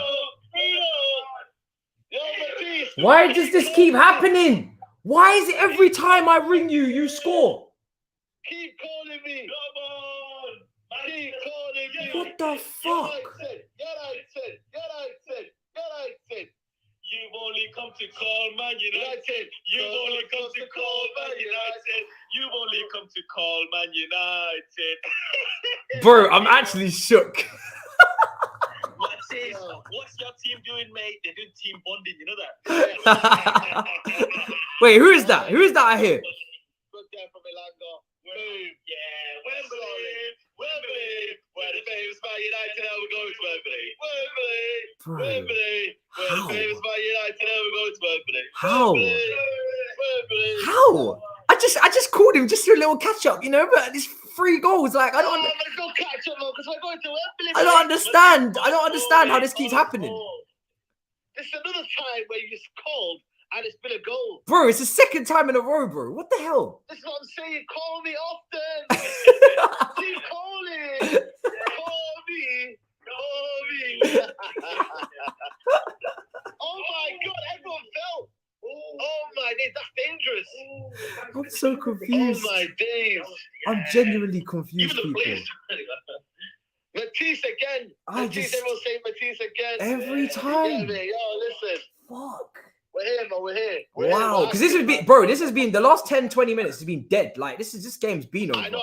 The half has been dead. It's been dead The half. half has been. Rashford, the first goal was unreal. Oh my days. This Listen, guy. that goal, man. That's Mbappe level. That man. The way he's running at people. Hey, watch your mouth. Don't talk about Mbappe. I want I'm it. just saying. What do you mean? You got Mudryk and you lot thinking, chill out, mate. We got Rashford, mate. Okay. Mudryk, man. Okay. Mudryk who, man? I'm just saying Mbappe shouldn't really be coming out anybody's mouth. That's what I'm saying. Do you know what I'm saying? FFP cheats. Everybody comment down below. Chelsea, the FFP cheats. Wow. Mate, we just found a little loophole. Do you know what I mean? You gotta read them books, bro. Todd the London Cowboy, he found a little loophole. Can't blame him. We need to read it as well. Reread it. I mean, the 100 million Anthony was not ideal, but it is what it is, man. You should have put Anthony on an 8-year contract for him. Telling We're you. in control. It's thingy. They've given Martinez man of the match. Fair play. Did you watch the game yesterday, Southampton versus Newcastle? Yeah, man. I thought for me it should have been 1-1, man. Oh, okay. I didn't watch it. Yeah, because for me it wasn't a handball. It was very harsh. It kind of just bounced off him. Oh, okay. So yeah, man. Ooh. I'm not gonna lie to you. It's one of them. But listen, Newcastle will be a tough game, but it's a final. Anything can happen. I'm not gonna lie. Newcastle, they're starting to fall a little bit with the goals. I don't know. Yeah. Matisse has said that they've been drawing and then they've been doing 1-0 here and there. I feel like they're gonna drop some points soon enough. If they don't start moving in the window, you might actually have that one. I can't lie. Yeah, but now you know what it is though, because their defense is so good. Yeah, they can rely on the odd 1 goal. But then again, United Rashford, good, so. The way Rashford's moving, fam, I don't think he cares. I don't think he cares. Bro, I'm telling you, we just have to be injury free. I don't know when the final is. End of February, isn't it? Yeah. End of February. Yeah. And then boom, reschedule some games though, because of the 1 game we have to reschedule. So no, man, listen, we're on our way, man. We're on our way, mate. I just want to win a trophy. As much as I want top 4. Oh, Palestri's in. Oh, look here. What's this Palestri brother on? Can he start ahead of Anthony or something? Bro, chill out. You know what it is? It's a chill out. Like I said. Hey? Yeah, he said chill out. Listen, I think he might have to start ahead of Anthony soon. No. Nah, too early? Okay. Today, what he does in a game, it's just that it's always like one little thing that I think everybody gravitates towards. Yeah. But today it's been good. I don't know if you've watched him today. It's been everywhere. It's been coming in midfield, coming inside. No, I was watching. I'm doing the watch along. Yeah, I'm watching. Yeah, that's what I'm saying. Yeah, I'm watching. He was involved in the second goal. Matisse, how are you asking us which wingers we need to swap when you've been buying left wingers only, man. These guys. No, Madueke's a right winger. No, Madueke's he's a right winger. We bought one left winger, one right winger. Bro, we got one winger for each side, bro. One's left-footed, one's right-footed, bro. You know, people don't like it. From what I've seen of him, he looks decent. Listen, everybody's been cussing. Everybody's been cussing. Pulisic. Matisse,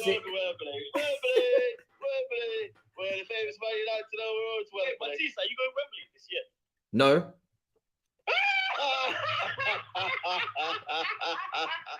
I went twice last year, innit? So I went twice last year. We're just taking a break. We went twice last year. Taking a break for the next 10 years, mate. Nah, we went twice last year, so we felt like we kind of overdid it a little bit. So we're just taking a break. Bonding, man. It's all vibes. Is this you guys' first time to Wembley since how long? 2018. Woo! 5 years. The Ten Hag revolution starts now. Wow. It starts this year. Hey. And we can get a couple of trophies this year and get fourth. So Okay. Listen. I know Scholes is watching. I know, man. But how about that? He's not watching now because he knew 60 minutes the game's done. He said, no, I don't need to clip Saeed today, so it's fine. Yeah, listen, he can have a night off today. But listen, we are gonna end it here, people. But love. Brother, I'll chat to you in a bit, brother. Big up. Love. Bro, every time I ring them, they score. It's starting to become a problem. Like, how the hell did that happen? Genuinely, it doesn't make any sense. It doesn't make any sense. Second game on the trot. As soon as I ring him, they score. And we was watching that game. Nothing was happening. Nothing was gonna happen. Nothing was happening. It was just gonna end on a 2-0, no problem. As soon as I ring him, goal. Okay, I'm starting to understand now how it works. With all this talk on signing midfielders, what happens to the likes of Carney Chukwuemeka, Santos, Amari Hutchinson, the winger, so it's not involved, and Quesadilla, my Italian stallion. Listen, and that Russian as well. Listen, we obviously are stacking up. So Quesadilla is a young player. He's going to go out on loan. Murray's going to go out on loan, I assume. Santos, we'll have to see if the work permanent. He might have to go out on loan. Carney is involved at the moment. So we're stacking up loads of young talents. We've done this before under Roman, and then we make our profit, or they make it to the first team. So it's a business strategy to make money, and also these are all young players. They don't expect to start. They're there to compete, but we need starters, of course. So the starters are not good enough. And the Russian, I have not heard any updates on him, so I have no idea what's going on there. Thoughts on, I haven't watched him. Come on, I ain't seen this brother. Who's he playing for? Rangers? I ain't watching Rangers like that. I have no idea what's going on for him at Rangers. So I have no idea. Is he playing well? I don't know. I have no idea. I think he's on loan at Rangers, is he not? Or is he on loan somewhere else? Is he in the Championship, actually? I think he's on loan at the Championship. He was on loan at Rangers last year. And this season he's on loan at the Championship, is he? I don't know. X is having a meltdown on FIFA. Is he? Still playing it? He's gonna have a long episode there, isn't he? Lee Gunner said in his title, I'd like to apologize to absolutely nobody. That's mad. That's actually mad. I actually genuinely believe he was going to apologize. Hey, that's mad.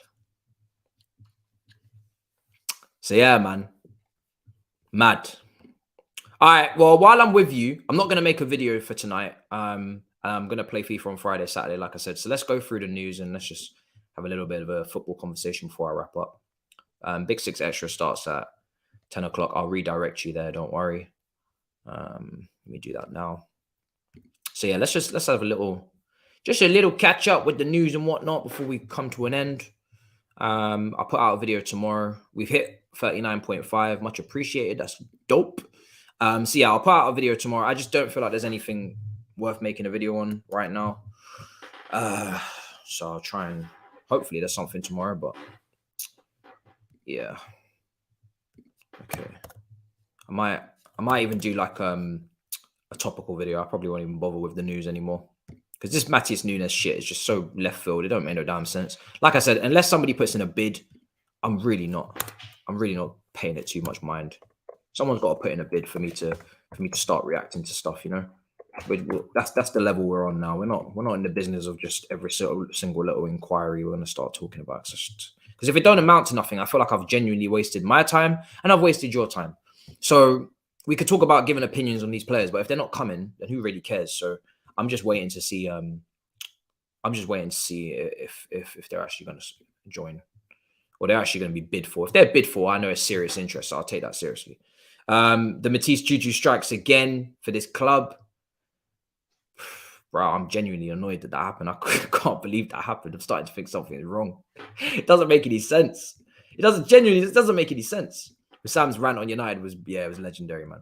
All right, so let me just quickly check the news, right? Any news that's going on around Chelsea specifically, mainly. Okay. Let's see what's going on.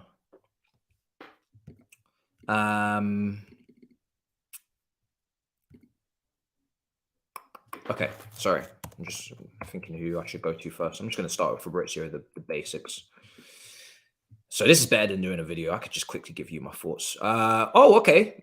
Pedro Porro, understand new round of talks between Tottenham and Sporting on Thursday to get the deal sealed. It seems now really close at key stages. That's actually a good signing.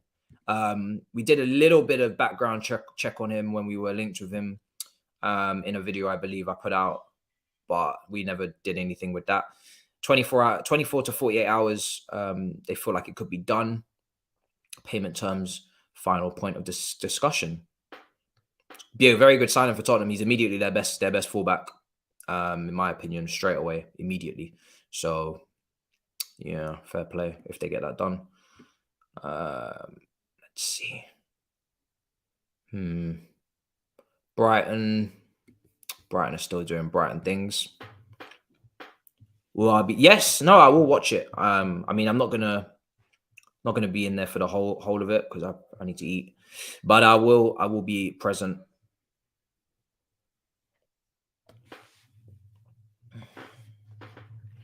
I will be present.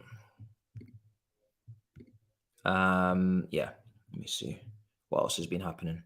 Obviously, Dan Jumo's he signed for Tottenham, so we spoke about that on London Club's Carnage. Rashford contract talks as well. He is running out of contract. His contract runs out in 18 months, I think. So they'd want to get that sorted, and I'm sure he'll sign. There's no better time to sign now. You know, Man United under Oli, different conversation, but this Man United, you should be signing that. 3 clubs are exploring the Caicedo deal after new agent statement. Chelsea, Arsenal, and Liverpool are informed on the situation. Yeah, we saw that already earlier today. I personally, I'd be surprised if he moved now. 100 million price tag or whatever the madness was on there. Tariq Lamptey is one to watch in the final days of the window as well. Sporting Lisbon was looking on a loan deal for him. Lyon as well, among other clubs looking to get him. He's very good, Lamptey. I know he's had injury issues and people have maybe forgotten, but he's a very good player. I'm kind of surprised that nobody's looked at him. He's not starting for Brighton, and yeah, I'm just a little bit surprised. No one looked at him. So very strange. Man United fans, I can't believe how happy you guys are, hey? Just goes to show, doesn't it? It's Tim Pot Trophy's not so bad after all, is it? It's not so bad. It's not so bad. I'm glad to see that you're appreciating it. I always say to people, I'm going to leave you on this note, right? I'll wait for Big Six Extra to actually start. Then I'll redirect you over there so you're not just waiting and it's not actually started yet. So I've always said it. Appreciate when you don't. Like, appreciate every trophy you win. Because for this very reason, Man United fans have been humbled over the last decade or whatever, but mainly the last 6 years, right? You haven't won a single trophy. And now you are so excited to go to Wembley. You're kind of giving me like Newcastle fan vibes, the way you are excited. And I'm not even calling you out for it because I think it's great. It's like kind of like you're a kid again, right? You're excited for the small things or the minor things. You're not thinking that this trophy's beneath me and all these things. And I've always said I'm here to pick up everything as well. Like in terms of the Chelsea, I would love for us to be in this position where we're in a semi-final and we're going for a cup, but we're not. So I think football is a humbler, and it was needed, and it's needed for everyone. It's needed for Man City fans, I think, next, probably as well. Judging by Pep's quotes, they're taking things for granted. I don't know. Everybody needs a humble. They need a humble, man. Appreciate the trophies. Appreciate the trophies, and because you never know when you're going to get them. You never know when you're going to win them. And you can go 6 years without a trophy very easily. Easily done. We will now be going, this will be our first season without a trophy, I'm sure. Because we won trophies last year. We won 3 trophies last year. So was it 3 or 2? I can't remember. I think it was 2 trophies. So yeah, 2 trophies. So yeah, man, you just have to appreciate. You have to appreciate. This time last year, my team was champions of the world. Champions of the world. May I remind you, this time last year, my team was champions of the world. We had just been crowned world champions. And now we're 10th. Football is a humbler, man. Football is a humbler. So enjoy it. Enjoy it, man. Yeah, Super Cup and Club World Cup we won. And that's why when people tried to shit on those trophies, I wasn't having it. As long as it's not a friendly as long as it's not an Emirates Cup or Audi Cup or some shit like that, that's where we have to draw the line. But if you're winning trophies off the back of winning other trophies, and you know, they're still honors, they're still proper honors. They still count. So yeah, man. All right. Big Six has not started just yet. I'm gonna redirect you. 3 minutes. Listen, they're gonna start soon. I'm gonna eat. I'll be back tomorrow. Real Madrid versus Atletico Madrid Watchalong. A video will definitely drop as well. 100% more than you can believe. Maybe even in the morning. And yeah, man, we go again. I'm going to try and line up these FIFA guests. I'm going to try and line up collabs as well. And yeah, just drop some stuff that you're not expecting as on top of the normal stuff. So yeah. All right. I'll see you guys in a bit. Big up your damn selves in a bit, people. Peace. Perfect.